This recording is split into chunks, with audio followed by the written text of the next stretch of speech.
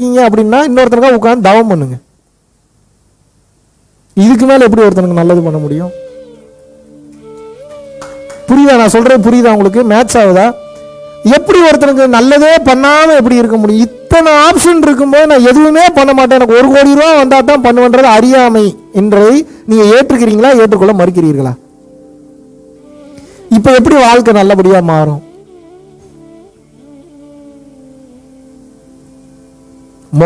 விஷயம் என்ன? கருணை. கடைசியான விஷயம் என்ன? அதுவும் கருணை தான். நடுவில் இருக்கக்கூடிய கொஞ்சம் நெஞ்ச விஷயம் என்ன? அதுவும் கருணை தான். அம்மா சத்தியமா தான் உண்மை, பிராமிஸான உண்மை.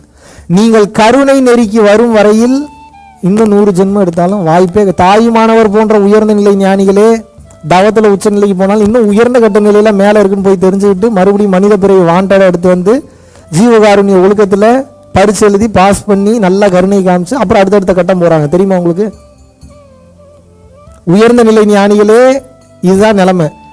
அன்பு இல்லாமல் உங்களால் உயர்ந்த கட்ட நிலையை அடைய முடியாது. சறுக்கி விட்டுரும். தவமும் அவசியம், அதை விட கருணை மிக மிக மிக மிக அவசியம். கருணையில தப்பிச்சிங்கன்னா தவத்துல போயிடலான்னு மட்டும் நினைச்சிடாதீங்க. தவம் பண்ண பண்ண அகங்காரம் தான் அவன். கருணை தான் அதை கண்ட்ரோல் பண்ணக்கூடிய ஒரே மருந்து. முதல்ல அதை புரிஞ்சுக்கங்க. ஏன் கருணை கருணை கருணை கருணைன்னு எல்லாரும் பேசுறாங்க? ஏங்க இந்த மொத்த பிரபஞ்சமும் உங்களுக்கு கொடுக்குது இல்ல, மொத்த பிரபஞ்சமும் இயங்குது இல்ல, இந்த மொத்த பிரபஞ்சமும் வேற மாதிரி ஒரு டயக்ராம்ல இருக்குல்ல, அதுவும் கையை படைச்சிருக்கு, மூக்கை படைச்சிருக்கு, காலை படைச்சிருக்கு, மனிதனை படைச்சிருக்குல்ல. இதெல்லாம் எந்த ஃபார்முலால தெரியுமா இயங்கிட்டு இருக்கு? அந்த ஃபார்முலாக்கு பேர் தான் கருணை. மொத்த பிரபஞ்சமும் கொடுக்கிற தன்மையில கருணையில தான் இயங்கிட்டு இருக்கு. நீங்க மட்டும் கருணையில எல்லாம் ஆப்போசிட்ல சுத்திட்டு இருந்தீங்கன்னா என்னத்துக்கு ஆகுறது? நான் என்ன கேட்கிறேன், ஆறே ஒரு பக்கம் போயிட்டு இருக்கு, செம ஃபோர்ஸான ஸ்பீடு வேற. நீங்க ஒண்ணுமே பண்ணலனாலும் போய் கடல்ல கலந்துரும். நீங்க என்ன பண்ணிட்டு இருக்கீங்கன்னா, நான் புது ரூட்டை கண்டுபிடிக்கணும், ஆப்போசிட்ல நீச்சல் அடிச்சிட்டு இருக்கீங்க. எவ்வளவு நேரம் நீச்சல் அடிப்பீங்க? எவ்வளவு நேரங்க நீச்சல் அடிப்பீங்க? மூச்சு இருக்கிற வரைக்கும் அடிப்பீங்க. மூச்சு போயிருச்சுன்னா புத்திசாலி என்ன பண்ணுவான்? 6 போற வேகத்திலேயே டிராவல் பண்ணிட்டு போவான். உள்ளேயும் மூழ்கிட மாட்டான். ரொம்ப டயர்டா இருக்குன்னா மேலே ஏறிவான். கரை ஏறி கொஞ்சம் சில் பண்ணிட்டு ரிலாக்ஸ் பண்ணிட்டு மறுபடியும் டிராவல் பண்ண ஆரம்பிப்பான். மறுபடியும் சில் பண்ணணும்னு ஆசைப்பட்டு ஐயோ ரொம்ப டயர்டா இருக்குன்னா மறுபடியும் மேலே ஏறி கொஞ்சம் சில் பண்ணிட்டு ரிலாக்ஸ் பண்ணிட்டு மொத்தம் அவனுக்கு நல்லா தெரியும், 6 விட்டா நமக்கு வேற பொழப்பு இல்லை, 6 தான் கதி, 6 தான் எண்டு. அப்பப்போ ரிலாக்ஸ் பண்ணிட்டு மறுபடியும் உள்ள வந்துடணும்னு தெரியணும். இது எத்தனை பேருக்கு புரியுதுன்னு எனக்கு தெரியல. புரிஞ்சா உங்களுக்கு இந்த மேட்ரு? வாழ்க்கை உங்களை ஒரு வட்டம் நோக்கி, ஒரு பாதையை நோக்கி இழுத்து சென்று கொண்டே இருக்கிறது. நீங்கள் எதிர்நீச்சல் போட்டுக்கொண்டே இருக்கிறீர்கள். உங்களுக்கு எதிர்நீச்சல் போட்டீங்கன்னா எப்படி வாழ்க்கை சித்தியாகும், எப்படி திருப்தியாகும்? கருணை என்பதுதான் அந்த நதி. அந்த நதிக்கு பேரே புண்ணிய நதி, கருணை நதி. அந்த கருணை எனும் நதியில் நீங்கள் நீந்தி ஜெயிக்கணும். அந்த கருணைன்ற நதியில நீங்க மூழ்கிராம இருக்கணும், அது உங்களை காப்பாற்றணும். அப்படின்னா கருணையின் அடிப்படையில் வீட்டில் இருக்கிற சொத்து பத்தெல்லாம் வாரி வாரி கொடுக்கணும் உங்களை நான் சொல்லலை. முதல்ல உங்கள் சேஃப்டிகள்லாம் சேர்த்து வச்சுக்கோங்க. முதல்ல நம்மளை பாதுகாத்துக்கிறது தான். அது 100% நான் உறுதியாக இருக்கேன். சன்னியாசியாகவே போனாலும் யாரோ ஒருத்தர் 2 ரூபா 3 ரூபா கொடுத்தா அதை கொண்டே கடையில் கொடுத்தா தானே சாப்பாடு கொடுக்குறான். சரி, சாப்பாடு டைரெக்டாக கொடுத்தாலும் சாப்பாடு கொடுக்குறவனுக்கு எவன் காசு கொடுக்குறான்? எல்லாருமே காசு தானே. அப்போ என்ன சம்பாதிங்க, தப்பே கிடையாது. உங்களுக்கு தேவைன்ற அளவுக்கு சம்பாரிச்சுக்குங்க. ஒரு காரு, ஒரு வீடு, தன்னிறைவுக்கு வந்துடணும். முதல்ல இவ்வளோ எனக்கு போதும்ப்பா, இதை தாண்டி எனக்கு தேவை இல்லைப்பா, இது இருந்தாலே நம்ம பொழைச்சு போங்கப்பான்ற அந்த தன்னிறைவுக்கு நாம் வந்து விட வேண்டும். எத்தனை பேருக்கு புரியுது? எப்போ நீங்க அந்த தன்னிறைவுக்கு முதல்ல வரீங்களோ அப்போதான் முதல்ல உங்களுக்கு வாழ்றதுக்கு பிடிக்கும். எப்போ வாழ பிடிக்கும்? உங்கள் வாழ்க்கை அழகாக இருந்து ஒரு சந்தோஷமாக நிம்மதியாக இருந்தால் தானே அந்த ஒரு நிம்மதியான வாழ்க்கையை வாழணுன்னே தோணும். ஏன் உங்களுக்கு இவ்வளோ பிரச்சனை அப்படின்னா, வீட்டை விட்டு வெளியிலேயே வரமாட்டீங்க, வீட்டுக்குள்ளேயே இருக்கீங்க. நீங்கள் என்ன பெரிய தவயோகியா? நீங்கள் 24 மணி நேரம் நிஷ்டை பயிற்சியிலேயே இருக்கீங்க நீங்கள். அப்போ வெளியில் வந்து இன்னொருத்தவங்களுக்கு உதவி பண்ணுறதுக்கு முதல்ல அகங்காரம் விட மாட்டேங்குது, அப்புறம் குடும்ப சூழ்நிலை விட மாட்டேங்குது, இது 2 வரலாமல் ஃபினான்ஷியல் பொசிஷன் விட மாட்டேங்குது, இது 3 இருந்தாலும் வேற வேணா நினச்சிப்பானோன்ற செல்ஃப் ப்ரொக்ளைமிங். நீங்களே ப்ரொக்ளைம் பண்ணிக்கிறீங்க, இப்படித்தான் நான் அப்படித்தான் நான். ஆக மொத்தம் இப்போ என் வாழ்க்கை தடைபட்டு வளர்ச்சி இல்லாமல் நிற்பதற்கு யார் காரணம் என்று தெரிந்து விடுகிறதா? இதுக்கப்புறம் நீங்கள் உங்கள் வாழ்க்கையை வாழணும், சந்தோஷமாக தான் வாழ போறீங்க, அதில் மாற்றுக்கிறது கிடையாது. நான் இன்னொரு ஆன்மீகவாதின்றதவே நீங்கள் எடுத்துருங்க. நீங்கள் ஆன்மீகவாதி கூட கிடையாது, நீங்கள் யோகியா அதுவும் கிடையாது. நீங்கள் எதுவுமே சொல்லிக்காதீங்க, உங்களை யாருக்கிட்டையும் உங்களை அடையாளமே படுத்திக்காதீங்க, எந்த ஒரு எக்ஸ்பிளனேஷனும் கொடுக்காதீங்க. கேட்கிற தன்மையோடு இருக்கிறானா அவனுக்கு எக்ஸ்பிளைன் பண்ணுங்க. ஏன்னா அவன்லாம் டக்கு டக்கு நீங்கள் ரெடி பண்ணணும். நீங்கள் உங்களுடைய பொறுப்பு அது. நான் கூட அந்த இடத்துல வர முடியாது. இப்போ நாளைக்கு எங்கேயாவது போவீங்க, நீங்கள் அங்கே எவனையோ ஒருத்தனை உட்காந்து ரெடி பண்ணிட்டு இருக்கீங்க, நான் வந்து அங்கே பேச முடியும் நான் அந்த நேரத்தில். இப்போ நீங்கள் தான் அந்த இடத்துல அவனுக்கு வழிகாட்டியாக இருக்கீங்க. வழிகாட்டியாக இருங்க, அவன் நல்ல தன்மைக்கு போட்டோம். ஆனால் நல்லா புரிஞ்சுக்கோங்க, இந்த வாழ்க்கையை வாழும்போது வேணுங்கிற அளவுக்கு சம்பாரிச்சுக்கோங்க. முதல்ல கோடி கோடியாக சம்பாதிக்கணுன்ற இல்லை, உங்களுக்கு எவ்வளோ தேவையோ சம்பாரிச்சுங்க. சம்பாதிக்க கொடுத்துக்கிட்டே இருக்கணும். அருள் கணக்கு எப்படி தெரியுமா செயல்படும்? 10 ரூபா கொடுத்தீங்கன்னா 1000 ரூபா வரும். எப்படி வரும்லாம் தெரியாது, வரும். எனக்கே தெரியாது எங்கேருந்து வருதுன்னு. இதனால சகட்டு மேனிக்கு கொடுத்துட்ருக்கேன். எப்படி சகட்டு மேனி என்னென்ன எங்கெங்கே கொடுத்துருக்கேன் எனக்கு அதுவே மறந்து போச்சு. 10,000 ரூபா எடுத்தேன்னா ஒரு நாள் அந்த 10,000 ரூபா கையில் இருந்ததுன்னா பேரதிசயம். மகாவிஷ்ணு வெட்டி செலவு பண்ணல. போகிற இடத்துல எல்லாம் தேவையோட ஒருத்தர் நின்றுட்டு என்ன பண்ணுவீங்க நீங்கள்? உங்களுக்கு ஆசை இருக்காதா? நீங்கள் எங்கேயாவது ஒரு வாட்ச்மேனாக வேலை பார்க்குறீங்க அப்படின்னா யாராவது இன்னைக்கு நம்ம பிள்ளைக்கு சாப்பாட்டு செலவுக்கோ வீட்டு செலவுக்கோ ஒரு 500 ரூபா கொடுத்துட மாட்டாங்களான்னு வராதா? அப்போ அந்த 500 ரூபா டிப்ஸ் கொடுக்கும்போது அவனுக்கு என்ன ஃபீல் ஆகும்? அது நம்ம திமிருத்தனத்தை காட்ட கொடுக்கறது வேற, மனநிலை ரெண்டுத்துலையுமே டிஃப்ரென்ஸ் இருக்கு. என்னை நீ மதின்ற தன்மையில் கொடுக்கறது வேற, அந்த மனநிலையில் கொடுக்கக்கூடாது. இந்த உயிர் எவ்வளோ கஷ்டப்படுது, இதுக்கு ஒரு 500 ரூபா இருந்தால் எவ்வளோ பயன்படும் நீங்கள் கொடுத்து பாருங்க. அவன் கண்ணில் தண்ணி வந்துடும் 5 நிமிஷத்தில். அவன் அப்புறம் மதிக்காம போறான், அதை விடுங்க, நம்ம அதுக்குள்ளேயே போக வேணாம். நீங்க யாரு கொடுக்கறதோட என் வேலை முடிஞ்சு. 10,000 ரூபா எடுத்து ஒரு நாள் கூட நிக்க மாட்டீங்கன்னா நம்மளுடைய தன்மை எப்படி இருக்குன்னு அப்ப பாத்துங்க. நீங்க இந்த அளவு கூட உங்களை நான் பண்ணுங்கன்னு சொல்ல. ஏன்னா மக்கள் கிட்ட இருந்து வாங்கி நான் மக்கள் கிட்டே கொடுக்குறேன். அது எப்படியாவது போய் சேர்ந்துடும். எப்படி இத்தனை பேர் நல்லா இருக்கிறான்னு நினைக்கிறீங்க? நம்ம கிட்ட ஒரு பயிற்சி வாங்கும் போது அவங்க எப்படி இவ்வளவு ஹாப்பியா இருக்காங்க? ஆல்மோஸ்ட் எல்லா தர்ம காரியங்களுக்கு போயிட்டு இருக்கு. அந்த ஆத்மா குளிர்ந்துருது. அப்ப என்ன அவனுக்கு இருக்கக்கூடிய எப்படிங்க 12-13 வருஷம் இருக்கிற சொரியாசிஸ் எப்படிங்க 60 நாள்ல எப்படிங்க கியூர் ஆகும்? பெரிய பெரிய சித்த வைத்தியர்களுக்கு மருந்து கொடுத்தே சரியாக மாட்டேங்குது. 12 வருஷம் இருக்கிற சொரியாசிஸ் 60 நாள்ல கியூர் ஆகுமா? உங்களுக்கு சொரியாசிஸ்க்கு மருந்தே கிடையாது. அல்ல போகுது, அது தெரியுமா உங்களுக்கு? தர்மத்தில் அந்த பணத்தை நாம் செலவிடும் போது கர்மா கழிஞ்சு, அது வர்ற பிரச்சனையே கர்மானாலதான் வருது. அப்ப இந்த கர்மா இவன் சாப்பிட்டு கழிச்சிடறான். புரியுதா உங்களுக்கு நான் சொல்ற கான்செப்ட்? அன்னதானம் செய்யுங்கள், ஒருத்தருக்காக செய்யுங்க. கிளியரா நான் சொன்னது? 2வது, நீங்க எத்தனை விளக்கு போட்டாலும் சரி, என்ன பண்ணாலும் சரி, ஒரு நாளைக்கு குறைஞ்சது எத்தனை பேருக்கு நீங்க நல்லது பண்ணிருக்கீங்கன்னு பாருங்க. மன அளவுலயோ, உடல் அளவுலயோ, வார்த்தைகள் அளவுலயோ. இதுல இன்னும் நீங்க நோட் பண்ணீங்க, நல்லது பண்ண போறீங்கன்னு செருப்படி வாங்குறதுக்கு தயார் நிலையில இருக்கணும். நீங்க 100% அசிங்கப்படுத்துவாங்க. ஏன்னா போகும்போது நம்ம கிட்ட ஏதோ ஒரு தேவைக்காக வராங்களான்னு அவங்களுக்கு தோணும்.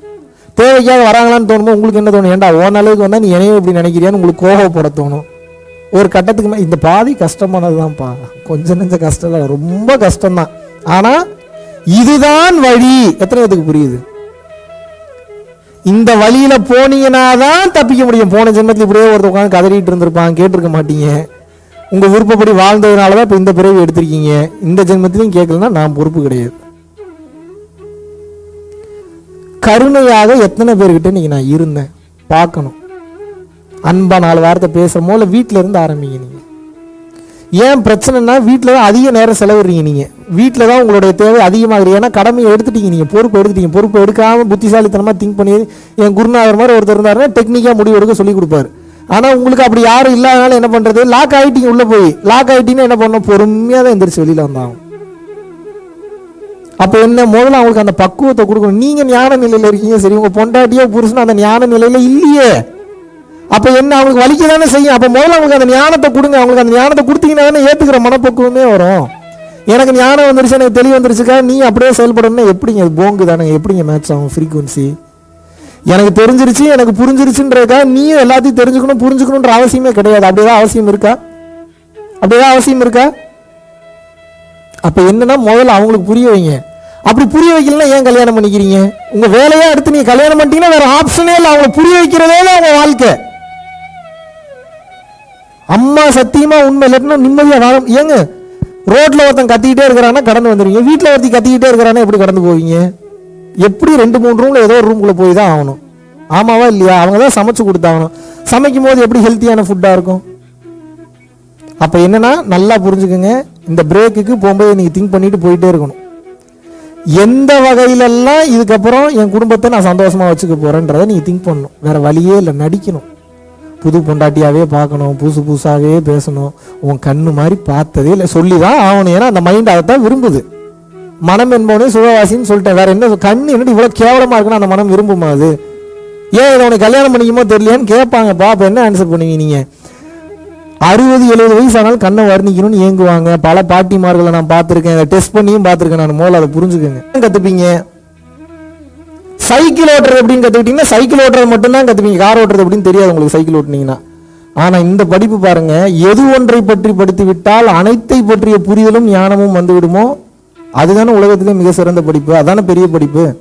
திருச்சிற்றம்பல கல்விங்கிறார் இதை வள்ளலார். ஏன் திருச்சிற்றம்பல கல்விங்கிறார்? எல்லாமே அணுக்களின் சேர்க்கை அப்படின்னா, அப்ப அணுக்களை பத்தி படிச்சுட்டா நீங்க யாருன்னு தெரிஞ்சிடும், நான் யாருன்னு தெரிஞ்சிடும், பக்கத்து வீட்டுக்காரன் யாருன்னு தெரிஞ்சிடும், பில்கேட்ஸ் யாருன்றது தெரிஞ்சிடும், ஜோ பைடன் யாருன்றது தெரிஞ்சிடும். வேற யாரை பத்தி தெரிஞ்சுக்கணும்? விளாடிமிர் புதினை பத்தி தெரிஞ்சுக்கணுமா? உக்ரைன் அதிபரை பத்தி, செலன்ஸ்கியை பத்தி தெரிஞ்சுக்கணுமா? ஏன்? பேருக்கு தாங்க வேற வேற. மனம் எப்படி செயல்படுதுன்னு தெரிஞ்சதுன்னா அவன் யாருன்றது தெரிஞ்சிடும். இப்ப புரியுதா எப்படி வந்து மைண்ட் மாஸ்டர்ஸ் வந்து மைண்ட் எப்படி ரீட் பண்றாங்கன்றது தெரியுதா உங்களுக்கு? உங்க கண் பார்வையில வச்சு நீங்க என்ன மனநிலையில இருக்கீங்கன்றது ஜட்ஜ் பண்ண முடியும். ஜட்ஜ் இல்ல, கன்ஃபார்மே பண்ண முடியும். 100% நீங்க இந்த மனநிலையில தான் வந்திருக்கீங்க. உங்க மூச்சோட வேகம், உங்களோட மூச்சு காற்றோட இந்த வேகம், அந்த டிராவலை பொறுத்து நீங்க எந்த தன்மையில் இருக்கீங்கன்றத என்னால கண்டுபிடிக்க முடியும். என்னால மட்டும் இல்லை, ஆல்மோஸ்ட் நல்ல பயிற்சி நிலையில இருக்கிற யார் வேணாலும் கண்டுபிடிக்கலாம். ஒரு கட்டத்துக்கு மேல அவன் எங்க உட்கார்ந்துருந்தாலும் அவன் என்ன பண்றான்றது கண்ணை முன்னா விஷுவலா ஓட ஆரம்பிச்சிடும். விளையாட்டு காரியம் கிடையாது. நான் பொய் சொல்ல, எனக்கு பொய் சொல்லி 10 பைசா பிரயோஜனம் இல்லை. உங்களுக்கு மனித வெடி உண்டா மாத்தி எனக்கு ஒரு பிரயோஜனமும் கிடையாது. முதல்ல இருக்கிறது மனிதனுடைய பொட்டன்ஷியல் என்னன்றத தெரியாம வளர்ந்துட்டு இருக்கீங்க. தயவு செய்து நன்றாக புரிந்து கொள்ளுங்கள். இங்க எல்லாமே எனர்ஜி தான். அப்ப அணுக்களின் சேர்க்கை ஒத்துக்கலாமா? ஒண்ணு உடன்படுங்க, இல்ல மறுங்க. ஆமாவா இல்லையா? ஓகே. இப்ப நான் என்ன கேட்கிறேன்னா, செவ்வாய் கிரகத்திலயும் அதே அணுக்களின் சேர்க்கை தான். கல்லா இருக்கு, மண்ணா இருக்கு, பெட்ரோலா இருக்கு, டீசலா இருக்கு. ப்ளூட்டோலயும் ப்ளூட்டோ இருக்கோ இல்லையா, இருக்குதுன்னே வச்சுப்போமே. அங்க ஏதாவது இருந்தா கூட அதே அணுக்களின் சேர்க்கை தான். புதன், வெள்ளி, பூமி, செவ்வாய், வியாழன், சனி, யுரேனஸ், நெப்டியூன், ப்ளூட்டோ எது எடுத்தீங்கன்னா அணுக்களின் சேர்க்கை தான். Yes or no? நம்ம எந்த குடும்பத்தில் இருக்கோம்? பால்வழி அண்டத்தில் இருக்கோம். சூரிய குடும்பம்னு சொல்லுவாங்க. தெரியுமா தெரியாதா உங்களுக்கு? சூரியன் வந்து மெயினான ஸ்டார் ஆச்சு. அது ஒரு ஸ்டார் தான். அதை சுத்தி 9 கோள்கள் உங்களுக்கு தெரியுது. இவனுக்கு கண்டுபிடிச்சிருக்காங்க. தெரியாம எத்தனை கோள்கள் இருக்கும்? எனக்கு ஒரு விஷயம் தெரியலன்றக்கா இல்லைன்னு எப்படி சொல்ல முடியும்? அமேசான் காட்டுல இப்ப கூட ஒரு மரம் கீழே வந்திருக்கும், எனக்கு உட்கார்ந்ததுனால தெரியல. அப்ப அது அமேசான் காட்டுல 67,000 பரப்பளவுல 36வது ஏக்கர்ல இருக்கக்கூடிய 42வது மரத்துல இருக்கக்கூடிய மேல் கிழக்க உடஞ்சு கீழே விழுந்துருச்சுன்ற விஷயம் எனக்கு இங்க உட்கார்ந்த இடத்துல தெரியலன்னா உடஞ்சு விழுந்தது உண்மை இல்லைன்னு எப்படி சொல்லுவீங்க? அப்ப ஞானத்தை அடைவதற்கு வழி என்ன? முதல்ல ஒத்துக்கணும் எனக்கு தெரியாதுன்னு. உங்களுக்கு பிரச்சனையே அதுதான். உங்களுக்கு எதை கேட்டாலும் தெரியும் தான் சொல்லுவீங்க நீங்க. இப்ப என்ன எப்பொருள் யார் யார் வாய் கேட்பினும் அப்பொருள் மெய்ப்பொருள் காண்பது அறிவு. யார் எதை சொல்ல கேட்டாலும் அவங்க அந்த பொருளோட தன்மை ஆராயணும்னு திருவள்ளுவர் சொல்லி இருக்கிறாரு. இது திருக்குறளும் தெரியுமா தெரியாதா உங்களுக்கு? சரியா ஃபாலோ பண்ணல? உங்களை நான் திட்டல பிரதர். உங்களோட மனதை நீங்கள் எப்போ கேள்வி கேட்குறீங்களோ அப்போதான் உண்மை தன்மைக்குள்ள போக முடியும். நல்லா புரிஞ்சுக்குங்க. உங்களை வந்து ட்விஸ்ட் பண்ணி உங்களை திட்டி 10 பைசாக்கு எனக்கு பிரயோஜனம் இல்லை. ஆனா எப்ப தெரியுமா ஒருத்தன் ஞானத்தன்மை அடைவான்? புத்தருக்கு எப்ப தெரியுமா ஞானம் கிடைச்சது? பயிற்சி பண்ணாரு, அதை பண்ணாரு, இதை பண்ணாரு, சித்திகள்லாம் வந்தது, என்னென்னமோ பவர்ஸ் எல்லாம் வந்தது. இன்னும் அவர் நினைச்சது அடையல. எதுவுமே பண்ண முடியலன்னு சொல்லி போதி மரத்தில் உட்காந்து கதற ஆரம்பிச்சிட்டார், அழுக ஆரம்பிச்சிட்டார். எப்போ அவரோட இயலாமையை ஒத்துக்கொண்டு ஏற்றுக்கொண்டு கதறி அழுதாரோ அப்பதான் அவருக்கு ஞானம் கிடைச்சது. தெரியுமா உங்களுக்கு? ரமண மகரிஷிக்கு எப்போ ஞானம் கிடைச்சது?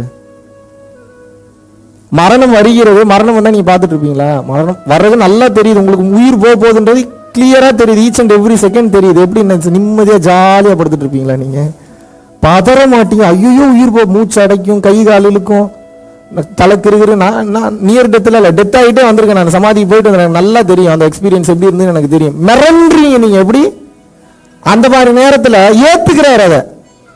மரணமா நானும் பார்த்துக்கணும் சண்டை போடலங்க. அவர் கவனிக்கிறாருங்க மரணத்தை. கையில் காலில் இருந்து ஒவ்வொரு பார்ட்டா செயல் இருந்துட்டு வரும். ஃபுல் ஃபோக்கஸ்ல இருக்கிறாரு.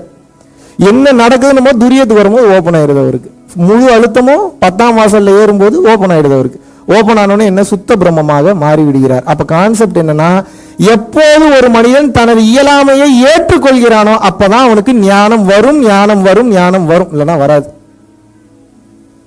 இப்ப நம்ம எத்தனை பேர் இங்க வந்து நம்ம வாழ்க்கையில தோற்கிறதுக்கு தயாரா இருக்கோம்? யோசிச்சு பாருங்க. இங்க யாருக்குமே தோற்கிறதுக்கு பிடிக்கல. மனைவியிடம் அன்பாக தோற்கலாம், பிடிக்க மாட்டேங்குது. தோக்கலாம் தம்பி, பின்னாடியே அதிகமா சண்டை போறாள், என்ன பண்றதுன்ற கேள்வி உங்களை தோக்க விடாமே தடுக்குது. ஆமாவா இல்லையா? மனைவியிடம் தோற்கலாம்ன்றது நல்ல கருத்து தான். கேட்கும் போது நல்லா இருக்குப்பா. தோத்து போனா இவ பண்ற சேட்டை தாங்க முடியலப்பா வீட்டுல. அறிவு இருக்குதானே, நமக்கு யோசிக்கணும்ல. இந்த அறிவு எதுக்கு கொடுத்துருக்கான்? இந்த மெட்டீரியல் லைஃப்ல பயன்படுத்துறதுக்கு தான் கொடுத்துருக்கான். மெட்டீரியல் லைஃப் வேணான்னா மைண்டை பைபாஸ் பண்ணிட்டீங்கன்னா இறைத்தன்மை என்னன்றது தெரிந்துடும். நான் என்ன கேட்குறேன், மனைவி எப்போ பார்த்தாலும் அன்பா இருக்கிறதுனாலயே என்னை கண்ட்ரோல்ல வச்சிருப்பா அப்படின்னா, அப்ப அந்த கண்ட்ரோலை உடைக்கிறது எப்படின்ற திங்க் பண்றது யாருடைய பொறுப்பு? அதுக்கு போனீங்களா என்னைக்காவது? இதுலேருந்து வந்திருக்கீங்கன்னு எனக்கு தெரியல, இருக்கிறத சொல்லி கொடுக்குறேன், தெரிஞ்சு வச்சுக்கோங்க. நீங்க நாம் படிப்பதே அடிமை கல்வி முறை தான், முதல்ல அதை புரிஞ்சுக்குங்க. we are learning the syllabus which is called Macaulay. வெளிநாட்டுக்காரன் என்ன வந்து நம்மளை நல்லா வாழ வைக்கணுன்றக்காக வருவான்? என்ன தெளிவா இவன் ஒருவனுக்கு கல்வியை கொடுத்து விட்டால் அவனுக்கு வாழ்க்கையில எல்லாம் கிடைச்சிடும் அவனுக்கு நல்லா தெரியும். ஏன்னா அகங்காரம் அறிவல்ல, கல்விதான் அறிவு. எந்த கல்வி? உண்மையான கல்வி தான் அறிவு. இதை புரிஞ்சுக்கிட்டான் என்ன பண்றான், நம்மளோட குருகுல கல்வியை அழித்து விட்டு, இப்போ பாருங்க நமக்கு எப்படிப்பட்ட வேலை இருந்தால் பொண்ணு வராங்க. இப்போ எனக்கே ஒரு பொண்ணு பார்த்து கல்யாணம் பண்ணணும்னு ஆசை வருதுன்னு வச்சுங்க, ஒரு எக்ஸாம்பிளுக்கு சொல்கிறேன். ஐடி கம்பெனியில் வேலை பார்க்கணும், லோன் வாங்குற அளவுக்கு பணம் இருக்கணும், ஒரு சொந்த வீடு இருக்கணும். இது இருந்தால் தான் பொண்ணே கொடுக்குறாங்க. அப்போ இவனுக்கு என்ன ஒரு ஆசை, சின்ன வயசுலேருந்தே பொண்ணை பார்த்து பார்த்து பார்த்து பார்த்து வளர்ந்து வந்துட்டு இருப்பான். பொண்ணு பொண்ணு பொண்ணு பொண்ணுன்ற ஆசையிலேயே எப்படியாவது நல்ல ஐடி கம்பெனிக்கு போயிடணும். அறிவு அவுட்டா, அங்கேயே அறிவு அவுட்டா, இவனுக்கு என்ன வரும்ன்றதை பார்க்க மாட்டான். ஐடி கம்பெனியில் சேர்ந்ததுக்கு அப்புறம் ஒரு கிரெடிட் கார்டை வாங்குறது, அப்புறம் லோன் வாங்குறது, அப்புறம் வீடு வாங்குறது, எல்லாம் வாங்கிடுவான். எப்படி கட்டுறதுன்னு தெரியாது. சரி, அப்படியே உனக்கு வருமானம் கட்டுற அளவுக்கு வருதுன்னே வச்சுப்போமே, நிம்மதியா சுத்த முடியாது. மனைவியோட டார்ச்சர் ஜாஸ்தியாடு. ஆரம்பத்துலாம் நிறைய கொடுத்த, இப்போ ஒண்ணுமே கொடுக்க மாட்டியே, என்ன பண்றது? இந்த மாதிரியான கேள்விகள் வரும். எத்தனை சமாளிக்கிறான் பாருங்க. அப்ப என்னன்னா, வாழ்க்கை ஒவ்வொரு செகண்ட் ஏகப்பட்ட பிரச்சனைகளை வச்சுட்டு இருக்கு நமக்கு. புரியுதா நான் சொல்றது? ஒவ்வொரு செகண்ட் ஏகப்பட்ட பிரச்சனைகள் இருக்குங்க. இந்த ஒவ்வொரு செகண்டுக்கு பித்தாகரஸ் தேற்றம் உங்களுக்கு பயன்பட்டுச்சா? a plus b whole square is equal to a square plus b square minus 2ab எத்தனை இடத்துல பயன்படுத்தினீங்க? வாழ்க்கையில ஒவ்வொரு கணமும் நீங்க ஞானத்துல வாழணும். அப்பதான் அது அந்த கஷ்டங்கள்ல இருந்து ஏன்னா இது எல்லாமே செம கேம். இது எத்தனை பேர் இந்த ஹங்கர் கேம்னு ஒரு கேம் பாத்தீங்கன்னு தெரியல. உள்ளுக்குள்ள போனா ரியாலிட்டியா இருக்கிற மாதிரியே இருக்கு, ஆனா ரியாலிட்டி கிடையாது. எதுவுமே எல்லாமே பிக்ஸ்டு அனிமேஷன்ஸ் தான். அது உங்களை கொன்றும், ஆனா வேற வழியே இல்லை. அது பொய் தான், ஆனா கொல்லக்கூடிய பவர் இருக்கு. இது அந்த மாதிரி நம்மளை அனுப்பி விட்டானு. இந்த கேம் இப்படித்தான் விளையாடணும். லைஃப் இருக்கிற வரைக்கும் தான் விளையாட முடியும். லைஃப் போச்சுன்னா விளையாட முடியாது. எப்படி விளையாடுனா புருஷன் வரும், பொண்டாட்டி வரும், இவங்களுக்குலாம் தெரியும். போலீஸ்காரங்களுக்கு நல்லா தெரியும் நம்ம போலீஸ்காரங்க இல்லைன்னு. அப்ப என்ன, எல்லாமே ஒரு கேம் தான். இங்க நம்ம நம்ம எடுத்துருக்க அப்பா கிட்ட மகனா நடிக்கிறீங்க, பொண்டாட்டி கிட்ட புருஷனா நடிக்கிறீங்க, குழந்தைங்க கிட்ட அப்பாவா நடிக்கிறீங்க, வேற எப்படிலாம் நடிக்கிறீங்க, ஒரு டீச்சர் கிட்ட நல்ல மாணவனா நடிக்கிறீங்க. எத்தனை வேடங்கள் போடுறீங்க. ஆனா உங்களுக்கு பிரச்சனை என்னன்னா, அந்த வேடம் தான் மிக சிறந்தது. நான் உண்மை நினைச்சு வாழ ஆரம்பிச்சிருக்கீங்க, வலிக்குது உங்களுக்கு எல்லாமே. நான் சொல்றதா புரியுதா? கிளியரா இருக்குல்ல ஓரளவுக்கு? உங்களுக்கு என்ன மிகப்பெரிய பிரச்சனை அப்படின்னா, யாரும் உங்களை நீங்க லாஸ் பண்றதுக்கு தயாராகவே இருக்க மாட்டீங்கப்பா. அதான்ப்பா பிரச்சனை உங்களுக்கு. எவன் ஒருவன் தன்னை இழக்க தயாராகி விடுகிறானோ உலகில் உள்ள அனைத்தும் அவனை தேடி ஓடி வந்து விடும். தான் ஃபார்முலா. ஆனா நீங்க உங்களை இழக்கவே மாட்டீங்க. வேணும் வேணும் வேணும் வேணும்னு ஓடும் போது ஹிடன் ரியாலிட்டியில் இருக்கக்கூடிய கல்லு, மணல், வீடு, சிங்கிள், செமெண்ட், இது எல்லாமே உங்களை நோக்கி வரும். ஆனா கிராஸ் ஆகி போயிடும். நீங்க வேணும்னு ஓடினீங்கன்னா கிடைக்காதுங்க உங்களுக்கு. அர்ஜில் எப்படி கிடைக்கும்? ஒரு வேகத்துல படபடப்புல ஒரு விஷயம் வேணும் வேணும் வேணும் வேணும்னு ஓடினீங்கன்னா எப்படி கிடைக்கும்? பின்னாடியே நோயும் சேர்ந்து கிடைக்கும். இன்டர்நெட் இல்லாத போனை வச்சு என்ன பண்ண போறீங்க? என்ன பண்ண போறீங்க? ஏதாவது யூஸருக்கு கால்குலேட்டர் அமுத்தலாம், உட்காந்து கான்டாக்ட் ஸ்டோர் பண்ணலாம், ஃபோன் பேசலாம். சரி, ஓகே. சிம் கார்டு இன்டர்நெட் இல்லாத ஃபோனை வச்சு என்ன பண்ண போறீங்க? குழந்தைகிட்ட இருக்கிற ஃபோனும் அந்த ஃபோனும் ஒண்ணுதான். அதுபோலதான் இந்த வாழ்க்கையை எப்படி வாழ்றதுன்ற உண்மையை தெரிந்து கொள்ளவில்லை என்றால் மிகப்பெரிய பிரச்சனைகளில் நீங்கள் சிக்கிக் கொள்வீர்கள். மூலம் புரிஞ்சுக்கணும். நாம் கற்ற கல்வி வீணானது. வீணானதுன்னா என்ன? நம்ம வாழ்க்கைக்கு வீணானது. நான் 10வது தான் படிச்சிருக்கேன். என் பெருமையை பேசுறதுக்கு பேசுறேன், நல்லா புரிஞ்சுக்க. ஆனா இன்னைக்கு சப் கலெக்டர்ல இருந்து, ஐஜில இருந்து, டிஐஜில இருந்து ஏன் என் முன்னாடி வந்து கேட்கறாங்க, மகாவிஷ்ணு ஞானம் அடைஞ்சது? எனக்கே தெரியல நான் ஞானம் அடைஞ்சேனான்றது. ஏதோ வருது பேசிட்டு இருக்கேன், அவ்வளவுதான். இதுக்கு எக்ஸ்பிளனேஷன்லாம் கேட்காதீங்க. ஆனா நம்ம ஒரு பாதையை காட்டும் போது எனக்கு நிம்மதியா இருக்கு தம்பி, எனக்கு ஜாலியா இருக்கு தம்பி, சந்தோஷமா இருக்கு தம்பி. பெரிய பெரிய ஆளுங்க மோனோபோலிஸ்லாம் சொல்லாத விஷயத்த இவ்வளவு ஓப்பனா ஒரு லேடியெல்லாம் வந்திருந்தாங்க பெங்களூர்ல இருந்து. ஒரு மிகப்பெரிய குரு அவர், பெங்களூர்ல, பேர்லாம் சொல்ல விரும்பல. 20 வருஷமா அவர் சொல்லிக் கொடுக்காத விஷயத்த 2 நாள்ல எப்படி தம்பி உங்களால சொல்லிக் கொடுக்க முடியுது? How is it possible? ஒரு நாள்லயே என்னால சொல்லி தர முடியும், 1 மணி நேரத்திலையும் சொல்லி தர முடியும்.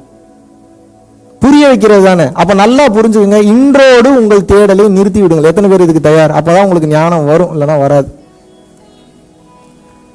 ஏன் உங்களுடைய தேடலை நிறுத்த சொல்றேன்னா, தயவு செஞ்சு புரிஞ்சுக்கோங்க. இந்த செகண்ட் இந்த இடத்த விட்டு வெளில போனீங்கன்னா நீங்க எதுலையுமே சிக்கவே கூடாது. லிபரேஷன்றது சிக்காம இருக்கிறது தானே. சிக்கிட்டீங்கன்னா எப்படிங்க லிபரேஷன் ஆகும்? நீ வீட்டை விட்டு வெளியில போறீங்கன்னாவே எங்க இருக்கீங்கன்னு ஃபோன் வந்தா எப்படி லிபரேஷன் ஆகும்? என்ன பண்றீங்க? எதுக்கு அந்த கேள்விக்கு பதில் சொல்லலாம். எப்படிப்பட்ட கேள்வி? ஆக்கப்பூர்வமான கேள்விகளுக்கு, அறிவுபூர்வமான கேள்விகளுக்கு, ஞானம் சம்பந்தப்பட்ட கேள்விகளுக்கு நீ எத்தனை கேள்வி வேணாலும் கேள்வி, விடிய விடிய கூட உட்காந்து நான் பதில் சொல்றேன், அது வேற மேட்ரு. நீ எப்படிப்பட்ட கேள்வி கேட்குற? எதுக்கு இங்க வந்திருக்கீங்க, எதுக்கு அங்க போயிருக்கீங்க, எதுக்கு தூங்குறீங்க? புருஷனையும் சொல்றேன், பொண்டாட்டியும் சொல்றேன், பாய் ஃப்ரெண்டையும் சொல்றேன், கேர்ள் ஃப்ரெண்டையும் சொல்றேன். இதுதான் இப்படி இருக்கான்னு பார்த்தா ஃப்ரெண்ட்ஷிப்ல இதுக்கு மேல மோசம். என்னடா நண்பா நேற்று பேசுன இன்னைக்கு பேசவே மாட்டேறேன்ல, அவ்வளோ பெரிய ஆளாகி போயிட்டே டேய். அப்ப என்ன, இங்க உலகத்தில் இருக்கிற யாருக்குமே உங்கள் மனம் ரெக்க கட்டி பறக்கிறது பிடிக்கவில்லை. ஏன்? அவனுக்கே எப்படி வாழ்றதுன்னு தெரியல. புரியுதா நான் சொல்றது? இந்த கல்வியை நீங்கள் கற்றுக்கொள்ளும் வரை உங்களால் வாழ்வில் எந்த ஒரு விஷயத்தையும் அச்சீவ் பண்ணவே முடியாது. ஏன்? உங்களுக்கு இந்த வாழ்க்கை என்னன்னே தெரியாது, எப்படிங்க வாழ்வீங்க? என்னங்க கொடுமையா இருக்கு. ஒரு சூப்பரான பூமி டிசைனா இருக்கு, சரி பூமிக்குள்ள இருக்கமா பூமிக்கு மேல இருக்கமா சொல்லுங்க? எல்லா முக்காவாசி பேர் இத்தனை வருஷமா பூமிக்குள்ளதான் இருக்கிறோம் நினைச்சிட்டு இருக்கிறாங்க. இதை விட கொடுமை என்ன இருக்கு? இதுக்கே திங்கிங் போல பூமிக்குள்ளதான் இருக்கணும்னு நினைச்சிருக்கேன். ஆனா ஆல்ரெடி அது ஒரு வெட்ட வெளியில தான் இருக்கும், அதுலதான் பறந்துட்டு இருக்கு இந்த பூமின்றது. சயின்ஸ் படியே பேசுவோமே.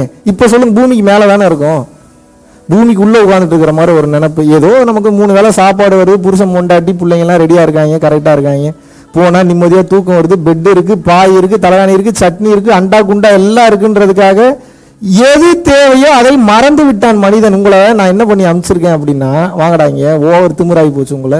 நீ என்ன பண்றீங்க, ஆளாளுக்கு ஒரு காஸ்டியூமை மாட்டுங்க, பூமின்ற ஒரு இடத்துக்கு அனுப்புறோம், போ நீ போய் நல்லா உனக்கு வேலை இதுதான், உன் வேலையெல்லாம் முடிச்சோன்னே மறுபடியும் என்கிட்ட வந்து சேர்ந்து அனுப்பிச்சிட்டா. நீ இங்கேயே சுற்றிட்டு இருக்கீங்க, ஊர் நல்லா இருக்கு, டிசைனாக இருக்குது, அது சூப்பராக இருக்குது, இது சூப்பராக இருக்குது. உங்களை நான் எங்கே அனுப்பிச்சேன்? சென்னைக்கு போனால் சென்னைக்குள்ளே போனோம், இடையில ஏன் இறங்குனீங்க? நான் கேட்கல, கேட்க சொல்கிறாங்க, கேட்குறேன். உங்களை நான் எங்கே அனுப்பிச்சேன்? சென்னைக்கு போ என்பது தானே உத்தரவு. சென்னைக்கு போனால் சென்னைக்கு தானே போனோம். ஈரோட்டில் இறங்கி ஈரோடு சூப்பராக இருக்குன்னு ஏன் சுற்றி பார்த்துட்டு இருக்கீங்க? சரி சுற்றி பாருங்க, நான் அதை கூட தப்புன்னு சொல்ல. சுற்றி பார்த்தீங்கல்ல, மறுபடியும் சென்னை பஸ் ஏறணுமா இல்லையா? மறுபடியும் சென்னை பஸ் ஏறினாதான் அடுத்த கட்டம் நான் சென்னை ரீச் ஆக முடியும். இதுக்கு பேர் தான் முக்திக்கான பாதையில இடையில டைவர்ட் ஆகுறது.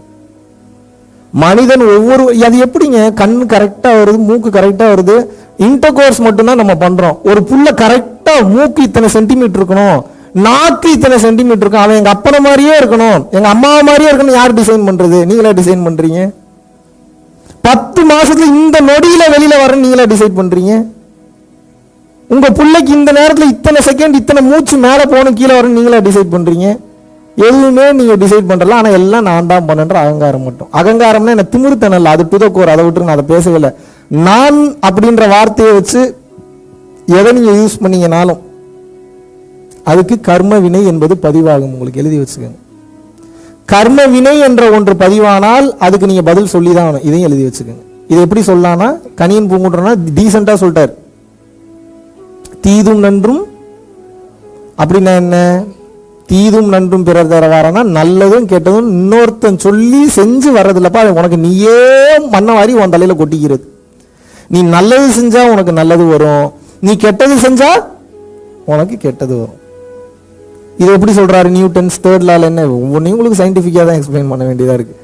நியூட்டனின் 3ஆம் இயக்க விதியில நியூட்டன் என்ன சொல்றாருன்னா, சர் ஐசக் நியூட்டன் அவருக்கு பேர், ஈர்ப்பு விதியை கண்டுபிடிச்சவர். 3ஆம் விதி என்ன விதி சொல்றாருன்னா, இந்த பூமி இயங்கக்கூடிய செயல்பாடுகளை கண்டுபிடிச்சு, ஓ இது இப்படிதான் இயங்குது இப்பதான் சொல்றாங்க. நம்ம என்னைக்கோ சொல்லிட்டாங்க, திருமூலர், வள்ளலாறு, அதுக்கு முன்னாடி இருந்த அகத்தியர், போகர், புலிப்பாணி, ஆனா நம்ம ஆளுங்களுக்கு அதெல்லாம் பெருசா தெரியவே தெரியும். இவங்க சொன்னா தான் தெரியும். சரி இவர் சொன்னதே பேசுவோமே. என்ன சொல்றாரு?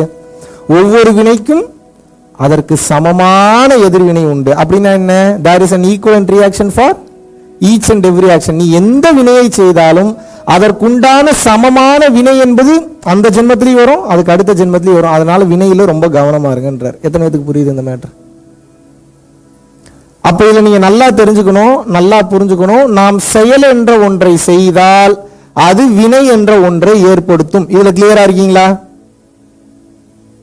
இல்லைன்னா சன்னியாசி மாதிரி காட்டுக்கு போயிடணும், எதுவுமே பண்ணாம அமைதியா உட்காந்துடணும். கர்மா எல்லாம் சுத்தி நிற்கும். ஆனால் அதுக்கு அது உங்களால் தொட முடியாது, ரூல் கிடையாது அதுக்கு, அது ஃபார்முலா அப்படிதான். நீ செயல் செஞ்ச அப்படின்னா நான் உன்னை வந்து பிடிச்சிப்பேன், நீ எனக்கு பதில் சொல்லி தான் ஆகணும். செயல் செய்யலையோ நீ நான் ஃப்ரீயா விட்டுறேன். எத்தனை பேருக்கு புரியுது இந்த மேட்ரு? ஆனா இன்னைக்கு இருக்கக்கூடிய நம்பிக்கை நம்ம காட்டுக்குள்ள போக முடியுமா? போய் உட்காந்து முதல்ல காடுனா என்னன்னே தெரியாது, அங்க இருக்கக்கூடிய விலங்குகளை எப்படி சமாளிக்கிறேன்னு தெரியாது.